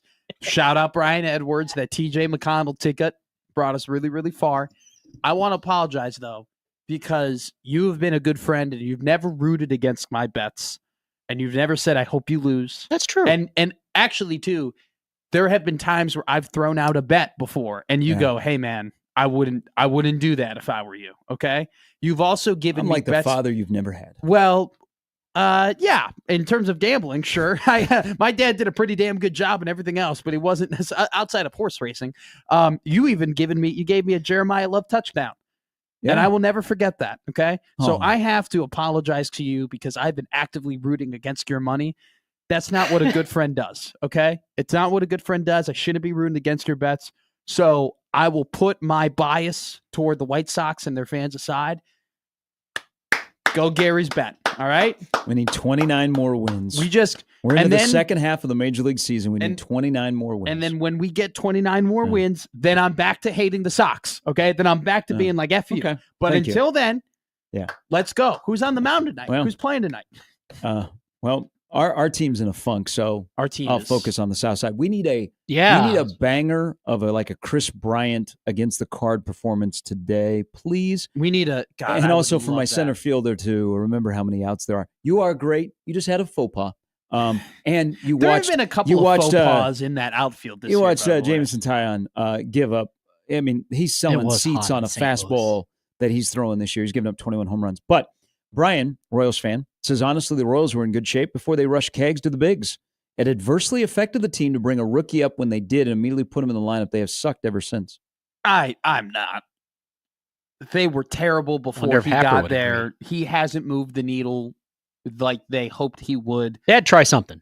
You saw him. You've seen it. You saw everything you needed to see in AAA. Yeah. I saw what I needed to see in AAA. They were hoping for a spark. They just offensively are. Honestly, there's nothing wrong with putting him up in the majors, having him struggle a little bit, and then bring him back down to AAA and adjust some things and then send him back. It worked with Matt Shaw. It's worked, but I don't with know. A couple of prospects before. I think it would take a lot to do that to Caglione. But if the offense were to somehow be rejuvenated and get a lot better, and he wasn't necessarily a part of that, if he was still struggling and the offense was playing well, I could see them doing that. But today is going to be one of the great days in Major League Baseball. Major League Matt is back. Really? I took yesterday off. Okay. And I'm back on tonight. So, whatever you're doing this afternoon, you are going to want to watch Skeens. Just a random game. And I hate the Brewers. Okay? Because I'm waiting for the Brewers to fall apart. And the next thing I know, they never do. They never do that. They're 19-8 in their last 27, and they need to go away. We might be struggling. Never go away. We might be struggling with the Cubs. But the Brewers need to go away. But today, in Milwaukee, this is going to be a banger. Paul Skeens pitches for the Pirates. He will be opposed by Jacob Misiorowski, who is the flamethrower that just got called up by the Brewers. This could be a banger of a day for the guy that's running the radar gun. But I'm going to give you a little nugget about these two meeting. I love your nuggets. Do you realize that when LSU was here in 2023, that this could have been your number 1 and number 2 starter for LSU? Really? Misiorowski, who is from Blue Springs. LSU is, I don't care who the Maneri to Jay Johnson. LSU has always had a random, okay, we're going to get a Kansas City guy. Sure. Because aren't the Nolas from Kansas City? Isn't Aaron Nola from Kansas City? I think so. But Misiorowski is from Blue Springs, suburb of Kansas City. Mm-hmm. He had committed to LSU. He was going to go to LSU. He would have been on the 23 national championship team. Now, Nola was from Baton Rouge. Okay. Oh, there's somebody from Kansas City that was not too long ago was one of LSU's better pitchers. I'll figure it out in the break. Bregman was from New Mexico. He didn't pitch. Which is west of Kansas City. Sure. Good point. I got the pitching out of. So Misiorowski was drafted 2nd overall and elected to sign instead of going to LSU. You could add those two guys throwing for LSU in 2023. Because they would have needed it. And now they meet today in a afternoon Wednesday game that I hope I haven't looked. It's on MLB Network. It is on MLB Network. Oh yeah, they were advertising both of them, so I saw that. Great move by MLB. I hate the NL Central. I think the NL Central might be the most frustrating division to root for a team in, because I don't think you can find more teams that are just well run pound for pound in a division. Well, like the NL West. Let's don't go crazy here. It's like the the NL Pirates too. But like the Brewers are really well run. The Pirates still play in the division. The Brewers are really well run. The Reds are having a still good year. play in the division. The Cardinals are really the Reds really still well play run. in the division. I'm telling you though, the Cubs actually still play in the division. I'm saying though, you have two teams of the Brewers or Cardinals who the last decade have been incredibly well run in terms of consistently winning games and sometimes doing less or doing more with a lot less. The Cubs took a little bit of a 3-year hiatus, right, in terms of 15 to 25, but they're back and being competitive. About 108 years in there. I'm talking about right now. I'm talking about currently right now. The NL Central is a really frustrating division to root for because you just have a bunch of well-run franchises in the Cardinals and the Brewers, and now the Reds have Theo. Well, Theo Epstein. Theo and Tito. Yeah. Theo Epstein's running And the Ellie. Reds. I'm thinking it's bigger. They have Tito in the dugout, and they have Chase Burns on the mound. You know the 24 draft, which a couple of these guys played in the College World Series last year? Chase Burns last night struck out the first 5 Yankees. He struck out Judge in the first inning. Like, welcome to the bigs. A guy who was pumping who in Tennessee and then Wake Forest was the second overall pick. There's 5 guys from last year's Major League Baseball draft that are in the majors. Already? Uh-huh. That is crazy. Kurtz with the A's, Caglione, Burns, Cam Smith, and... Cam Smith's already up. Wow. Yeah, he began the year with the Astros. Yeah. Damn. And the other guy, who am I missing? Shoot. And this is going to be an obvious Roman guy. Anthony? No. I mentioned this last night on the Storm Chaser game. Travis? Lozano? No. I'll figure it out. But Chase Burns is now pitching. But if you have a chance today, watch these 2 guys who will be pumping it at 100 miles an hour, and they'll try to go pitch for pitch. All right, we got to take a quick break because I want to talk about this. The confusion of what Trey Taylor has done to me. What have you done, Trey? Because this is bugging me. I got to look at my notes. Go ahead. Take your time. All right, hold on. I'm going through the first round. Were they all first-round picks? Yeah, there are 5 of them. Okay, hold on. I got it. Wait, he's getting it. Where's my nugget? Hold on. I love your nuggets. You got to get more nuggets. Where'd that go? Can't find it. I like how you're still yelling to make sure that you're going through the microphone. I got my notes from last. You have so many notes. Your backpack is well organized. It's actually pretty impressive that you're able to ruffle through there pretty quickly. There's your Which is a scorecard. skill. It is a skill. Actually, you do not want to see my backpack or my car or my bedroom. There's the scorecard from the Thank you. Appreciate it. Oh, here it is. He got it. He got it. Oh, it's a cute little baby scorecard. Oh, and he hit a home run last night. Christian Moore from Tennessee. Oh. Yeah. I think you already mentioned Christian Moore No, in the beginning. I did not. Okay. Okay. We're going to talk Trey Taylor. Oh, wow, they got their butts whooped. Lord. Who? The Storm Chase. Yeah, they got beat 9-1 last night. Jeez. How many hits could they have? Not many. Not enough. I can't read any of this. John Walker joins us top of the hour. It's NBA draft day. Ryan Kalkbrenner could go in the first round. Maybe Bryce Williams in the second round, which would be a big deal. It's gonna be tough. But he'll at least be playing in the summer league. Yes, he will be. And that'll be good for him. All right, we're back with more Gary and Matt with Jimmy after this on 1620 The Zone.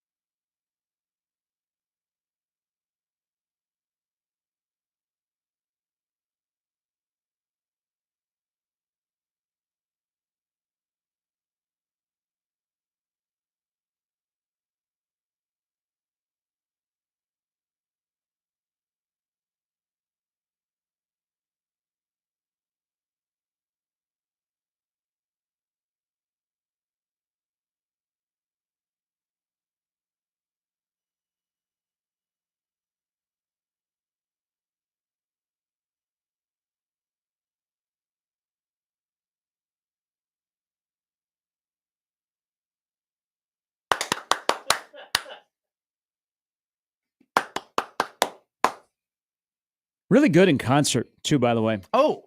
Fits in the tantrums. Okay. Really, really good in concert. He's a good dude. Like if you ever have him as a radio guest, he is fantastic. All right. Yeah. I didn't know that. I think they are like an every other year type hit band. No, they haven't really put out anything new. Yeah, I don't really know anything from them other than that song. Every other year they'll show up in Omaha. Like they're a great Stir Cove band. Wouldn't you say there are just some bands where they play the type of music where they don't really need to be well known in order to put on good concerts? Like there's just certain types of music that I feel like just play so well at a concert, regardless of how good you are at it or how well known you are. Like I can go to that concert and I know that even though I know 0 words, I'm gonna bop my head. I'm gonna enjoy myself. I'm gonna have a good time. Like that's why you should go to watch Ringo Friday night at Memorial Park. Maybe I'm doing. He used to be better. in the Beatles. I know that. Does he play? You guys, I'm not even talking to you. They had an old drummer, and he wasn't very good. And then they brought in Ringo, and Ringo was much better. I know, guys. I know my Beatles history. Oh, you're talking about the Beatles, though. Come on, now. I'm not pop culture all there. So when Ringo plays, does he play a lot of Beatles stuff? I would think he'd play some because if his name's on it, then contractually he can do it. Okay, that's a good question. All right. We'll have to get some. I don't know how many could you. He wasn't the singer though. I mean, it's got to be a couple you could probably throw in. Like, oh, Ringo liked this one, so yeah. But if you go to a Ringo Starr concert and there's no Beatles song, does that mean he hates the Beatles? Well, he's on the outs. It didn't. Well, Paul McCartney sings Beatles song. How many of them are left? He had an affair with Yoko Ono. Did he? I don't believe so. Okay. But like, if you're not going to sing, I could get myself in a lot of trouble here, and I'm just going to stay out of it. I'm going to stay out of it. Why? Because January Matt would have said something, and this show would have went off the handles on the Beatles. But June Matt knows better. Oh, that's right. You made a comment about the Beatles. Oh yeah. No. It's just like Yoko Ono was like recruiting rankings. I think you said overrated. What? I think recruiting rankings are overrated. I think and the Beatles. I remember that conversation. That was January Matt. I do think the Beatles are overrated. He thinks the Beatles are a 9 or 10 win team. He said here's that. Here's the thing. They'll get you in the playoffs, but he doesn't like them getting past first weekend. Overrated for bad. Just because I call something overrated isn't me calling them bad. I just don't think they're less good. Beatles are still really good. KU is getting stomped at the Chai. Overrated. I thought they were bad. I think that was a compliment. I thought they were bad that night. By the way, I hate that chant. Overrated? Yeah, because it takes away from your accomplishment. Well, you're saying your team's underrated when you say the other team's overrated. I hate the "This is our house" chant. You'll see it like I thought that was a song. I know they'll be like when the away teams win, the other student section will be like, "This is our house." I'm like, no, it ain't. Technically, it's not. It belongs to the school and the city. Situation with Bin Laden, I can't go toward those student sections. What? Okay. Did you hear what I heard? Long story. I heard exactly what I'm going to read you I thought that was a you comment. No, it's like, the Chuck E. Cheese and that kind of stuff. This is not things that we skate over. This is worse than me eating peanuts the way I eat peanuts. Yeah, I mean, it's online. You doubted me in the way that I ate peanuts. You didn't think I could eat them with my mouth. I call BS, but that's I did it right in front of you. BS stuff.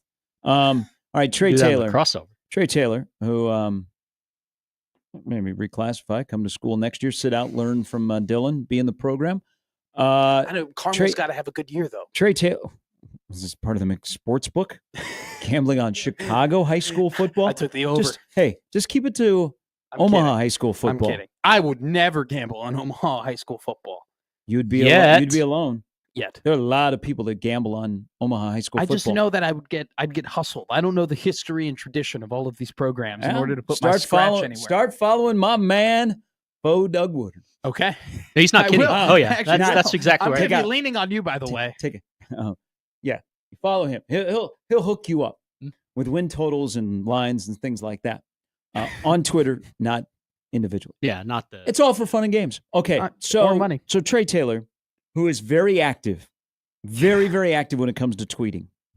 And I don't know what to take of this latest tweet. And I know he's a very excited kid who is doing a hell of a job peer recruiting. And by the way, he's balling. He was awesome yesterday in the highlights. I watched the live stream of that 5-star circuit, rival circuit, or whatever they was. The 5-star showdown. Yeah. He he's chucking the ball. He's got a couple teammates. So Larry Miles, the wide receiver out of Orlando, and then Nolan Scott, who is committed to Arizona State. 2 wide receivers that could be in the fold at Nebraska. At least one of them will. Both of them, maybe. So they are on that circuit with Trey Taylor. But Nebraska on Saturday might get the biggest dude in this recruiting class, Claude Mpuma, the big offensive lineman from Chicago. So Mount Trey Carmel, Taylor baby. tweeted this out yesterday. And I'm confused by this because I'm not sure what to do or what fans should do. Calling all Husker fans, word on the street is that Claude is feeling more love from other schools. We need to change this around. Make sure he feels love up until June 29th, the day of his commitment. Yeah. So love him up. Give him a little love. But what about you're not supposed to tweet at recruits? Oh, that doesn't apply to him. It's just kids tweeting at kids. Yeah, it's just kids tweeting at kids. He hasn't signed. No. He's asking for Nebraska fans to give somebody love. And I'm old school. If somebody, because we have fallen into this trap before with recruits where they know that Nebraska fans will go to work, and so they want followers. They want to build them up. Yeah. And then you know what they do? They commit to Oklahoma. They kick you in the groin. And they say, but thank you. I hope you guys all continue to follow me. And they end up on Josh Peterson's second iteration of Growing Kick Chronicles, the recruiting edition. Oh, there could be some doozies there. Walter Rouse, number 1. No. I know. Not even close. I know. So too much with the twit game, or will this work?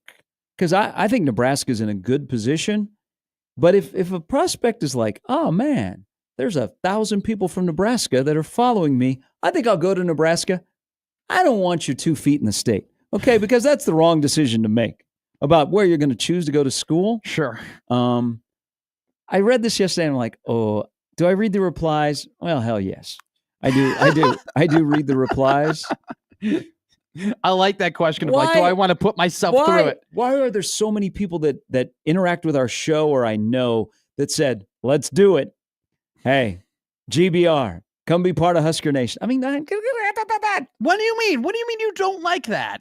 Oh, he's self-recruiting. He's trying to get some love for his guys. Look, he's a Mount Carmel guy. Mount Carmel guys are winners. We need more Mount Carmel guys. Them and from Brother Rice, and maybe 1 or 2 from Marist. This is good. All right, you got to get it. You got to get into the Chicago Catholic League. Does there ever become a moment where it's too much, or you're like, oh no, 2027 can't get here soon enough? You and I have switched roles because I was like, I don't know how I really feel about this. Now I'm all in on it. You were all in on it. Now you've backed out of it a little bit. Maybe it's a little much. I think he tweeted. Recently, I gotta find it. Maybe it was a reply. Maybe he. It went long 2 years too. I don't think he deleted it, but he sent out a tweet basically saying, "Hey guys, I just want to show Husker Nation some love right now. I'm not going to be on the line in July, so I want to make sure that y'all know that I appreciate you." Which is like, when you're on Xbox Live with your buddies and you're like, "Hey boys, I just want to let you know I'm not going to be playing as much. I got a couple summer camps going on, and I got to start doing some work. So I'll be back in August though." It was just really fun. It was just really funny. This guy tweets so much. He does. He's a kid. He's a kid who's got a golden right arm and could have a golden future. He had that. 2 years is a long time. He's all in. I'm saying to wait for him to play college football. He had one throw yesterday where it was just a rocket. Yeah, he's a stud. This is what I would do, by the way, for anybody out there, because it's allowed. Why doesn't somebody schedule his high school to play a game here? You know what? There's Millard South, West Side, Prep. They all are playing teams from out of state. Yeah. Why not schedule a game in his senior year against Trey Taylor's high school? Does Illinois allow their football teams to travel? Okay. Yes, they do. Yeah, they do. They honestly. Can you imagine? You would sell out the stadium. You don't think he would back it? And then you know what? You turn it into a showcase. Well, Illinois. And you get like 2 days. On week 0 of the college football season, we have a 2-day showcase of the best high school football. Nebraska schools against out-of-state schools, and it's the out-of-state schools have a Nebraska prospect or a commit that is on that roster. Yeah. Boom! I'm just printing money. Yeah, boys and girls. I don't know if you want to get Mount Carmel out here with Claude and Puma playing. It's a great team. I think Mount Carmel's Millard South would be awesome to watch. That would be That'd be a really good game. That'd be awesome. That'd be super competitive. I'm telling you, there's got to be a local high school that says, hey, let's do a 1-year deal. Trey Taylor, make it work from your side. Great. Bring your high school to Nebraska to play. Carmel isn't elite, but Carmel's okay. Like, Carmel's fine. We don't care. We just care about the guy that's the quarterback. He's going to be slinging it, dude. That'd be Dookie Clint says, have him that play might be your best idea ever. They should totally do that. That would work out perfectly. All right. And I also want Millard Southhurst Mount Carmel. That'd be a sick game. It'd be a really good game.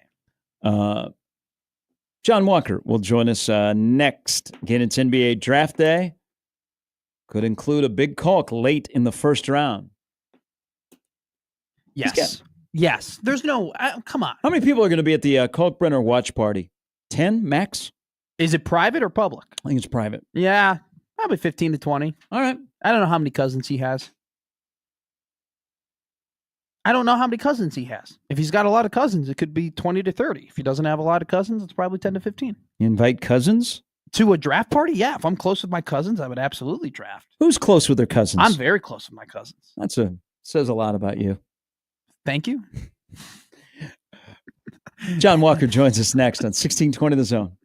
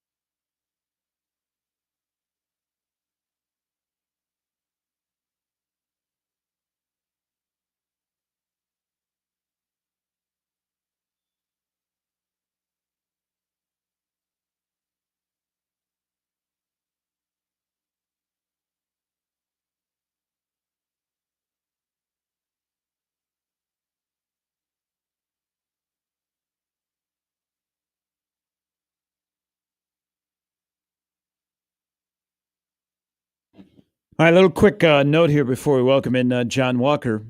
So we need to get the ball rolling here on Trey Taylor next year, his senior year of high school, playing a game in Nebraska against either Lincoln or Omaha team. Yeah. Or go to Columbus, Norfolk, go all the way out, play maybe North Platte. Maybe we have him play 8-man football. Get back to you on that. Okay. I'm just spitballing here. More and more Nebraska high schools are allowed to go and play elsewhere, or out-of-state teams come into Nebraska and play. West Side tried to get into agreement with Highland Park down in Dallas, the same high school where Kershaw and Stafford went to school. They were going to do a home and home, and it fell through. I mean, it still might be a possibility, but it's not happening this year. Joey says, what about West Side and Carmel playing next year at Phelps Field? Yeah, Trey Taylor against Braylon Warren. Be a good game. I like it. I like it. Game. We like John Walker from the Omaha World Herald. He joins us now. Good morning. Good morning. It's about time we talk some basketball. It's the NBA draft, don't you know? We've been talking it all morning, John. You clearly are not a listener of this program. We spent so much time. You're right. I'm a friend of the program. There you go. You are. You are a good friend. You're the ball knower. The ball's are. Okay. Whiskey Walker. So, is it going to be, before we get into, because we'll talk a lot about Ryan Kalkbrenner, do you anticipate a normal draft or a little chaos? And then it starts at the top. There's no way that Cooper Flagg won't be an impact player in the NBA, right? Correct. Especially when you consider the fact that I can't remember. Did Kyrie tear Achilles? ACL? ACL. He tore his ACL in April. Best case scenario right now, they expect Kyrie to be back by mid-season, is the report. Yeah, so at some point that'll kind of give him the primary space he needs as a ball handler on the wings to experiment and feel out the NBA. And then by the middle of next season, I mean he'll be in one of the best rookie situations imaginable, which you typically don't say about the team that has the number one pick. But I mean the Mavs could ideally trot out a starting five next year. Let's say by February, let's say by the All-Star break, the Mavs could have a starting five of Kyrie, let's say Tim Hardaway Jr. Not bad. Cooper Flagg, Anthony Davis, and take your pick of Gafford. They just extended Gafford. Yeah. So they still got live. Yeah, too. I mean that's a really, really, really solid starting five. It's a really solid four. And then you add obviously one of the best prospects we've ever seen into that mix, and I think he's going to thrive. We'll ask you about Kalkbrenner and all the local flavor in a little bit, but first I want to ask you about just in general, because you're so smart when it comes to this stuff and reading the reports and watching as much college basketball as you do. Is there a guy that you're looking that a lot of teams are really high on and John Walker just doesn't see it? I don't want to say, hey, pick your busks, but is there a guy that you're like, man, I don't know. I don't know if you should be this confident. That's a really good question. I don't think so. Okay. The only one that kind of scares me, and I have no reason to believe this, okay? I'm not saying this based on anything. Sure. The only one that kind of scares me is Kamen Malawach from Duke. Oh, okay. For all the reasons that he's going to be a top 10 pick. Yeah. And the only reason it would scare me, because he's a terrific rebounder, a terrific shot blocker, and I think he's only like 20 years old. The only thing would be his size. Yeah. We're kind of in the era where bigs are back. I talked to Jay Billis last week, and he talked about that. Where I asked him about Ryan Kalkbrenner, and he kind of said, "Well, it's kind of a good time for Ryan Kalkbrenner because the bigs are back in the NBA." I think he laughed and said, "Bigs and running backs, they're back." Yeah. And yeah, so it's one of those things where it's like in a world with Steven Adams, in a world with Jokic, in a world with Giannis, like in a world with the Cleveland Cavaliers where they run a two big lineup, much like the NBA champion Oklahoma City Thunder did, can Common Malawach hang in that type of league? I think so,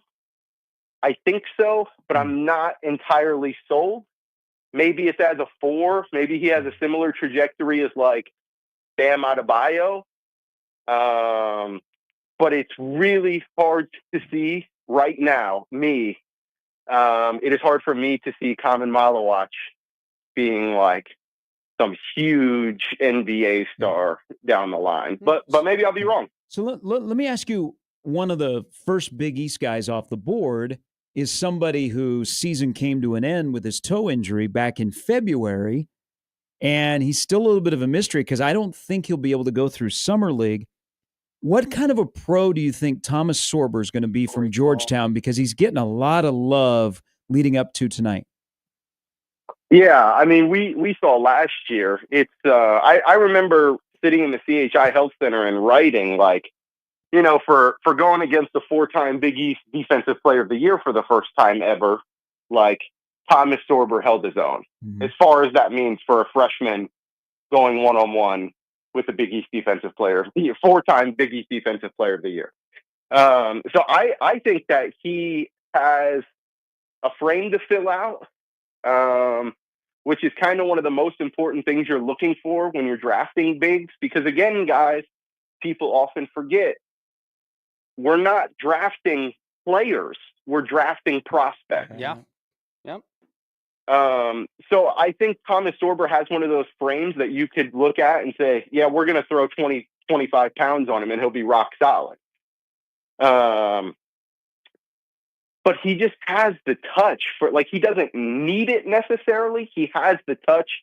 His footwork's really good. And he can space the floor a little bit. Not a lot, but a little bit. Thomas Sorber can space the floor.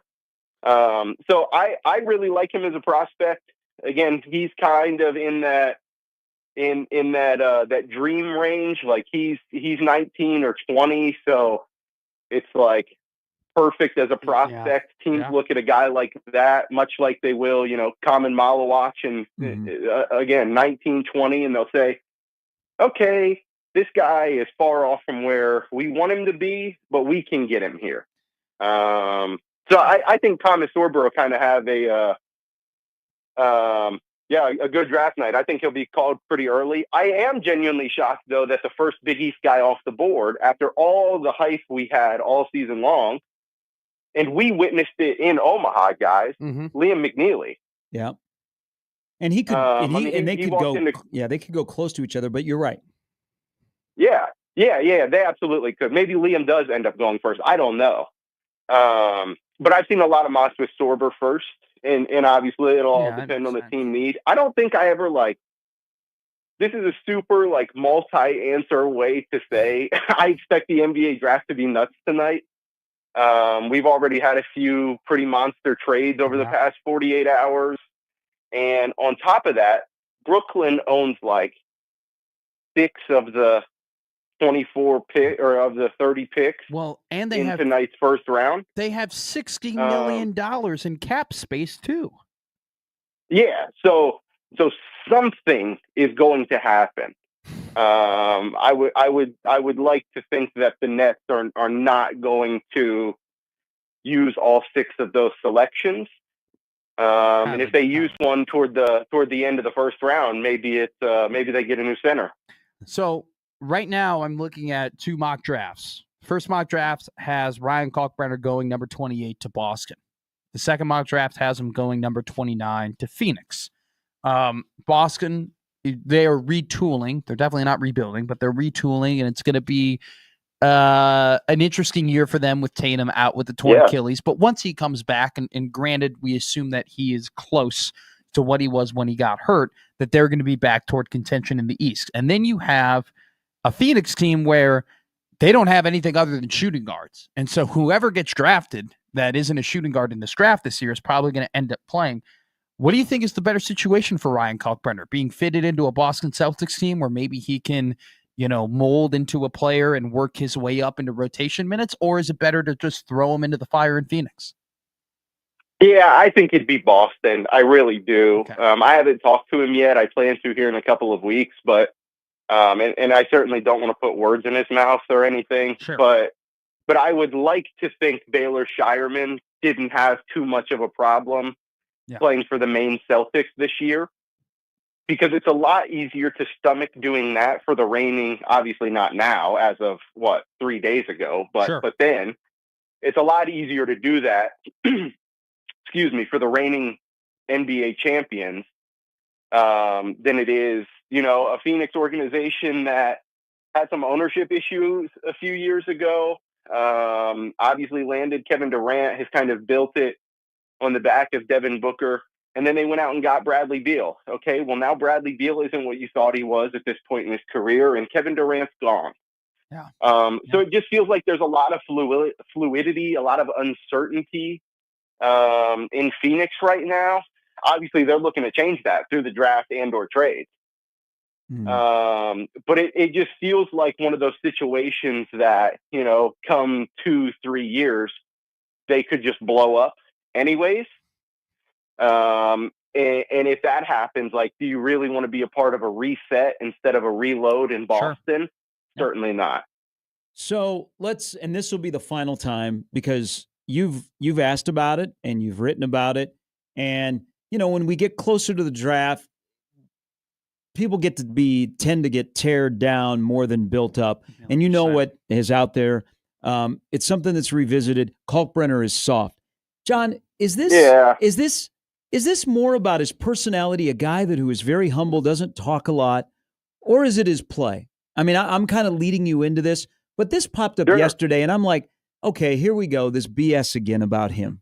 The NBA's not drafting him if they believe that. It's both. It's both of why people think that Ryan Kalkbrenner is soft. Because he's not the glow in your face type of guy at all. And anyone who watched him over 5 years at Creighton saw that. It was a huge point of not contention. It was a huge point of pride last season when Ryan Kalkbrenner finally, in his 5th and final year at Creighton, started to show a little bit of emotion on a regular basis. And because you guys saw it, the incredible Kalk memes and all of that, right? It was like, oh wow, okay, this is the guy. So it's partly that. And then I talked to Ryan Kalkbrenner about this in March 24, right there toward the tail end of my first season on the beat. And obviously, through my first year on the beat, you're still trying to just feel out and listen and learn. And one of the things that people always talked about with Ryan Kalkbrenner, not at Creighton, of course, but on the outside, was, oh, he's soft. And obviously, Kalk had it taken to him a couple of times last year by smaller centers. That's not a huge outlier of his career, right? We know, guys, that he often struggled with those smaller, I guess, really athletic, really quick centers. Mm-hmm. And so we talked about that. We went in a deep dive about it. And I said something about being soft. And I said, what do you think of all that? And that's just when he was like, I mean, I don't even care. I'm not on social media. I don't really see a lot of it unless someone sends it to me. But anyone who doesn't think I soft, or anyone who doesn't think that I'm tough, anyone who thinks that I'm soft, screw them. I know I am. Mm-hmm. And I was like, okay, that there he is. There he is. And you've seen a little bit of that moxie come out of Ryan in some of the pre-draft interviews he's done. And so that's really good to see. But there are a lot of smart GMs out there in the NBA. As we know, there are a lot of, what's the right word? There are a lot of interesting GMs out there in how they go about their roster construction and drafting. and everything in between.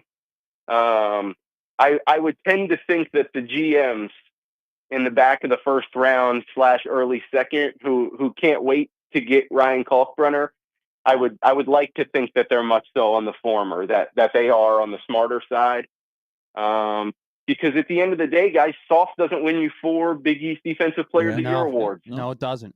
It's a great point. Soft doesn't make you the winningest player in Creighton postseason history. Like soft doesn't win you National Defensive Player of the Year. It just doesn't. So soft is sandpaper, I guess. Hey, real quick right here. Bryce Williams, I know he's been in and out of second-round mock drafts, and Gary and I were talking about it yesterday, where it just seems like one week he's all over them, the next week he's out on them. Second round is kind of a crapshoot, but just in general of Williams as a prospect, I worry that, and I wonder if you're worried if he won't get the runway that he necessarily needs to improve as a player based on how he plays the game as a 3-level scorer. Yeah, there are a lot of 3-level scorers, if you go back 10 years ago and you said, hey, I'm a 3-level scorer, and you actually were like, you were like the prospect. Yeah. People were like, oh my God, a 3-level scorer, a guy who can shoot, 50, 40, 90. It was like, oh my God, yeah, we'll take you in the lottery. There are like a lot of them now, guys, as you know. And so that obviously doesn't bode well for someone like Bryce Williams. I view where Bryce sits right now reminds me so much of where Trey Alexander was a year ago, where he was kind of mocked in like the very late stages of the second round. And at that point, there's like no money guaranteed in it, guys. So you might as well,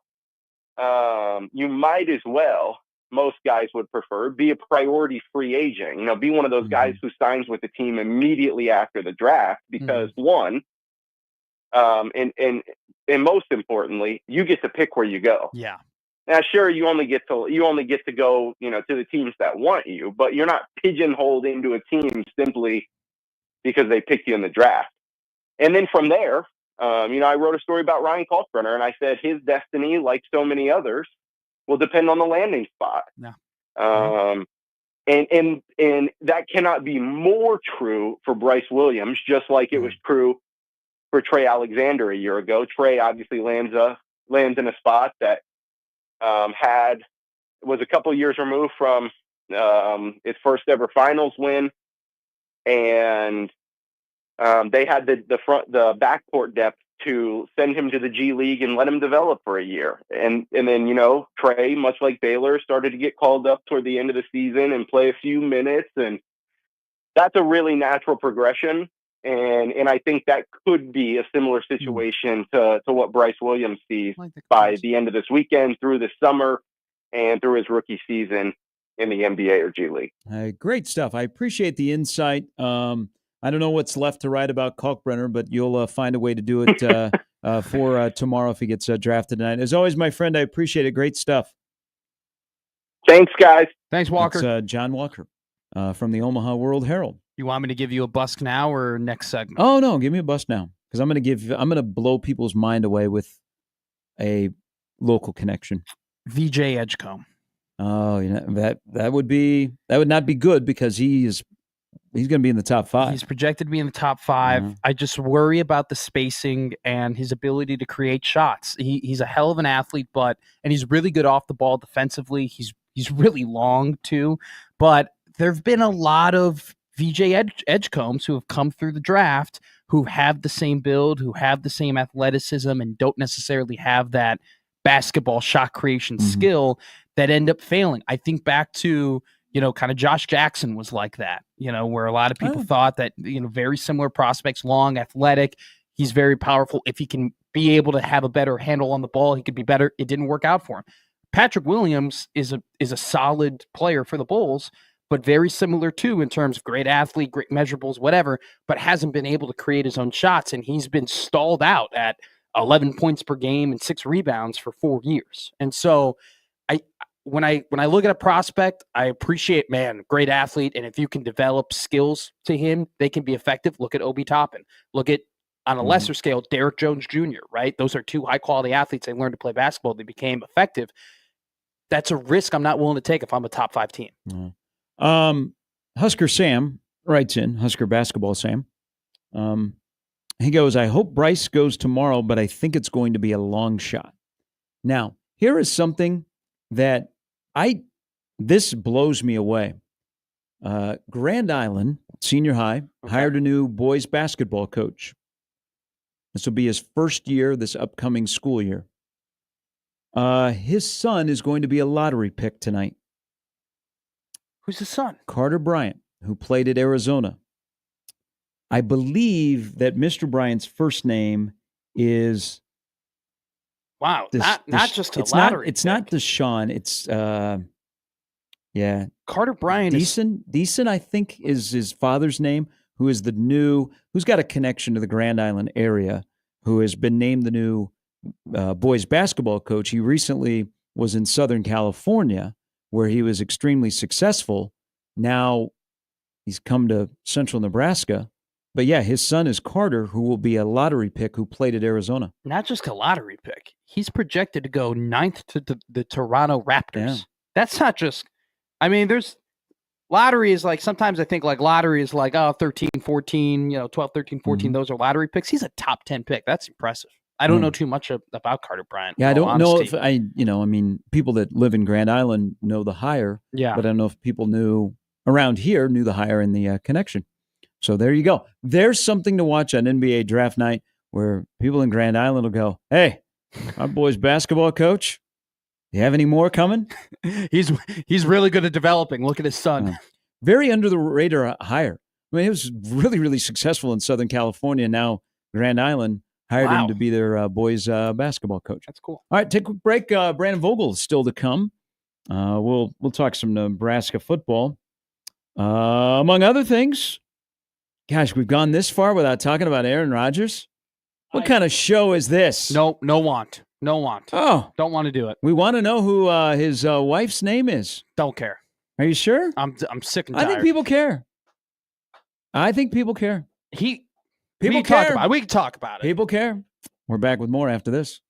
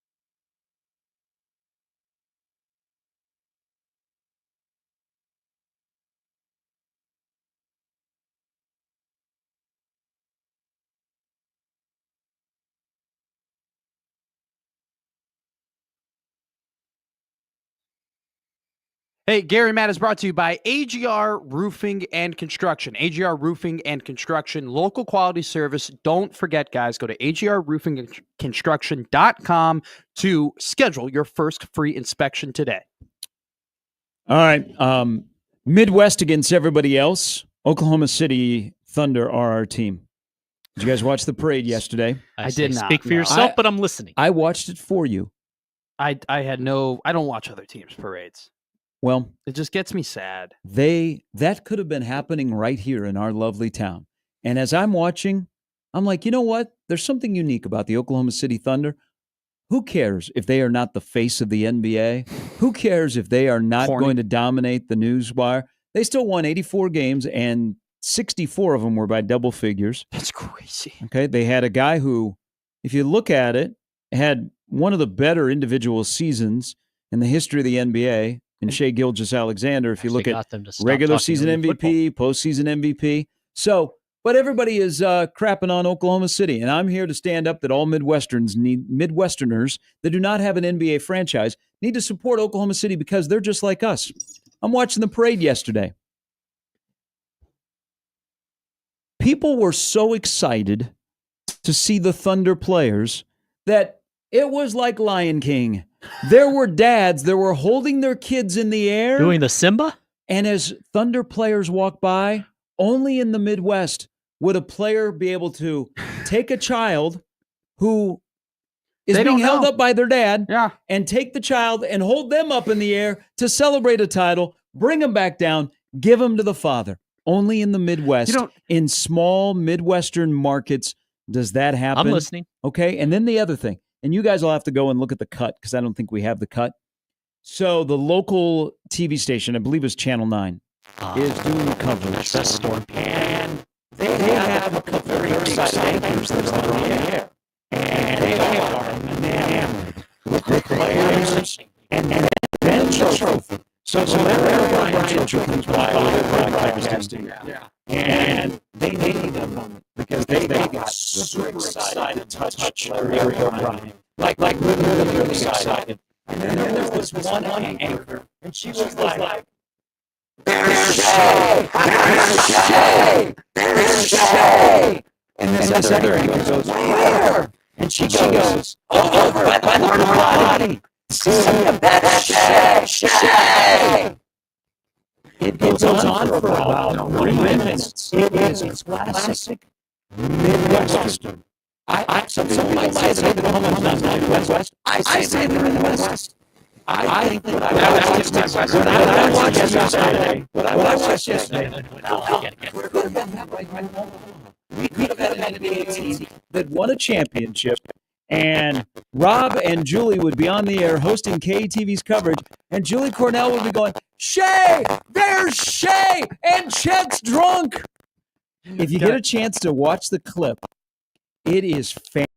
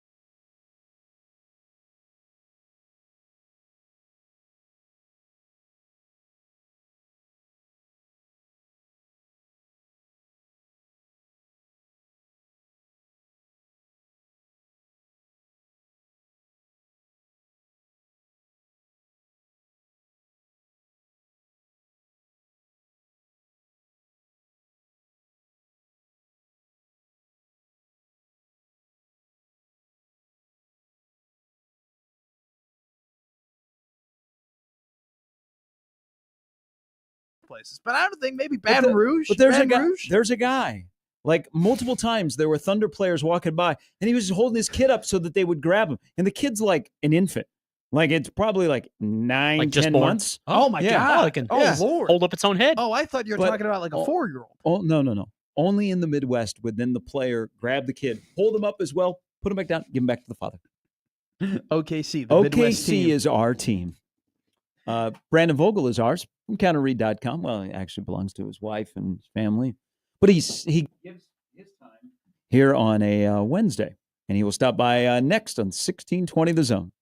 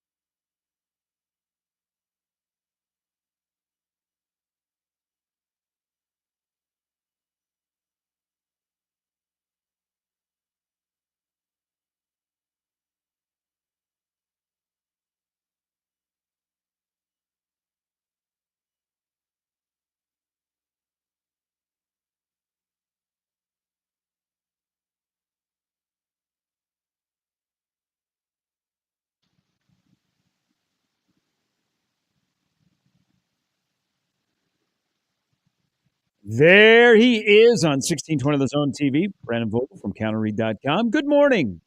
Good morning. All right, let's get into this offseason talk because I'm actually surprised we haven't gotten this because last year we got it in, I think, March on a documentary where Matt Rule introduced Chasing Three, and that was a theme. I don't think he has said what the theme will be this year. What do you think the theme would be if you had to select the theme for the 2025 season? chasing about 35. I think that's where the offense probably needs to be. Yeah, it's been interesting kind of to watch a little bit of the pullback as time has gone on uh, in the program with this and kind of what access they're offering. I think when they first got here, it was kind of an all upside situation for a rabid fan base, but also for a national fan base that wants to check in on Nebraska if they do. Of just like get out there, show people what it's like, show them what we're doing. Now you get to the point where those Monday or were they Sunday videos, post game videos or middle of the week, whatever it was last year, I thought were great. They were really interesting to watch and to garner some things from.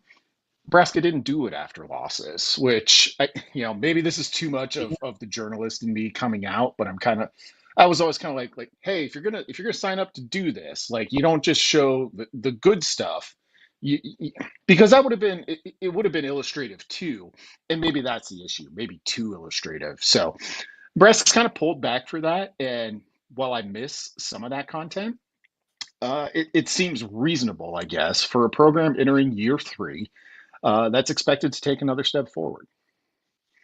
Brandon, as you go through this roster, I mean, it's a young roster. There's a lot of red shirts, a lot of sophomores, a lot of guys, just in general who haven't played, a ton of Big Ten football. Not some have, like Cam Linhart and Riley Van Poppel have, but not as much as maybe you would hope for.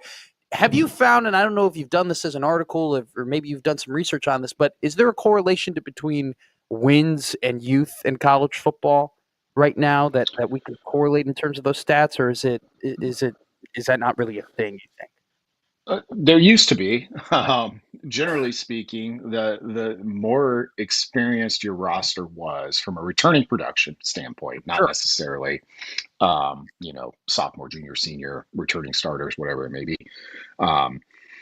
Teams with a lot of returning production could be expected to improve, and teams with little returning production, unless you're like Ohio State, Georgia, Alabama class, where you're losing guys to the draft constantly, that's a little bit different, would correlate with a slight step back. I think we're starting to see that those numbers carry a little bit less weight now. But I think your kind of overall thinking here is kind of where I'm at too, where I look at Nebraska entering year 3, they took a step year 2 to year 1, and they're expected to take another one. But when you look at this roster, and I started doing the Unknowables series at Counter Read over the past couple of weeks, and it kind of cuts both ways in those instances. The wide receiver group, I think, has the potential to be as good as Nebraska's had since joining the Big Ten. That's based on a lot of young players more so than transfer players. At defensive line, when you look at that, I like Riley Van Poppel a ton. I think he's going to be a really good player. He's going to be playing his first full season in the Big Ten.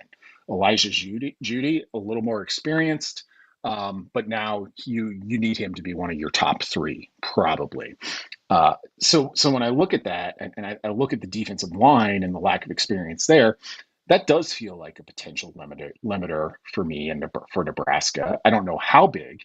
But what I wrote on Monday, I think it might be the biggest potential limiter is teams that are good up front. And there's a lot of ways to look at that on the defensive line.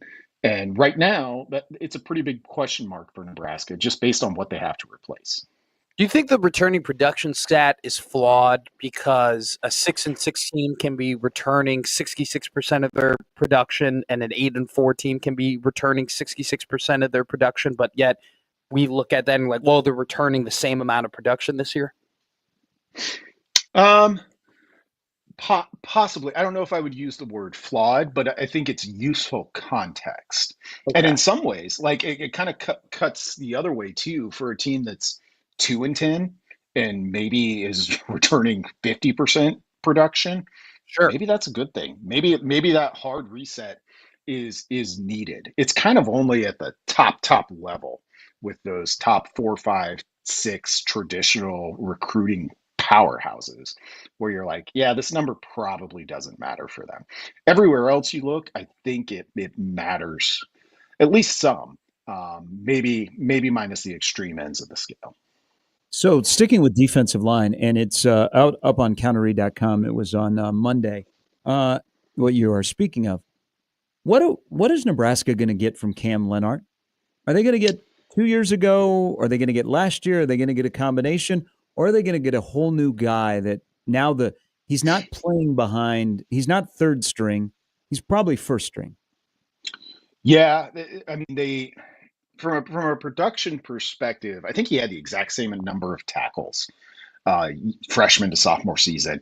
His tackles for loss and thus sacks dropped off a little bit. And Nebraska had two kind of specialists, both of whom transferred out this offseason for that role. So I think you need a mix of the player he's been, but also a little bit of a totally new player. Does he have that skill set to be a kind of every down defensive lineman? And if not, then maybe you can still work around that based on development from some other guys. But I would put him in that top three. I mean, my top three right now, like most other people, would be Judy, Van Poppel, and Lenhart. And that's a guy who's played a lot of football. For Nebraska, I think to reach something close to its ceiling, a guy like that becomes really, really important because he has played. He's played, well, I don't know if he's played more than Judy. I think he probably has, or it's close. He's definitely played more than Van Poppel. Yeah. So you look at a 3-year player who stuck with this staff for whatever reason that might have been. You hope it looks that way in terms of development and kind of adding skills to your toolbox. Outside of Dylan, is he the most important player on this team this season, Cam Lenhart? I don't know if I would put him that high up the list. I mean, he would certainly be in the top 10. You know, defensively, it gets really interesting. I would probably have, I think Nebraska hitting on 2 wide receivers is probably in my top 5 realistically, because you can feel good about the options in the secondary. I think the track record at linebacker, whether for younger guys coming up, Vincent Shavers or some of the transfers, you can feel reasonably confident about.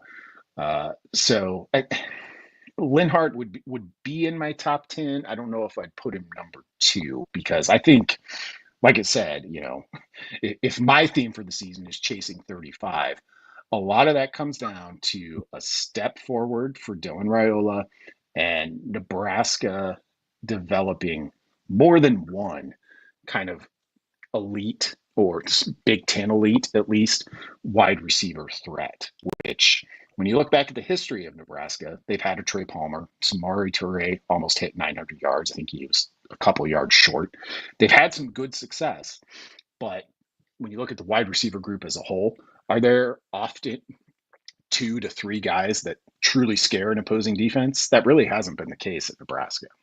Well, does Nebraska in 2025 have their Illinois version of Pat Bryant in Dane Key, who, I don't know, do you think he's probably the best wide receiver since Trey Palmer? Easily. Yeah, I think so. Dane Key, to me, I think a fair expectation for him. Kentucky didn't throw the ball a ton. We know that's how they prefer to play. But his usage rate with Kentucky, he was their go-to guy.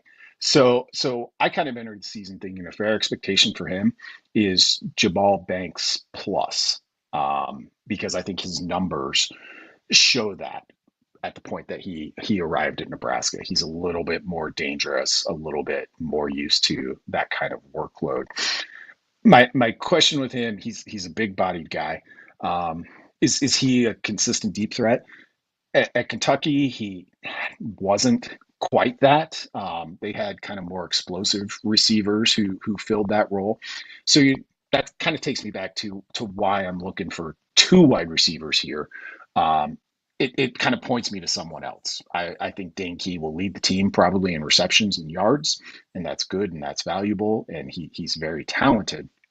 I don't know if he checks that one box of the deep ball guy that Nebraska was missing. And of course, we saw with Trey Palmer and a little bit to a lesser degree with Samori Toure that they were able to be that at times due to their speed.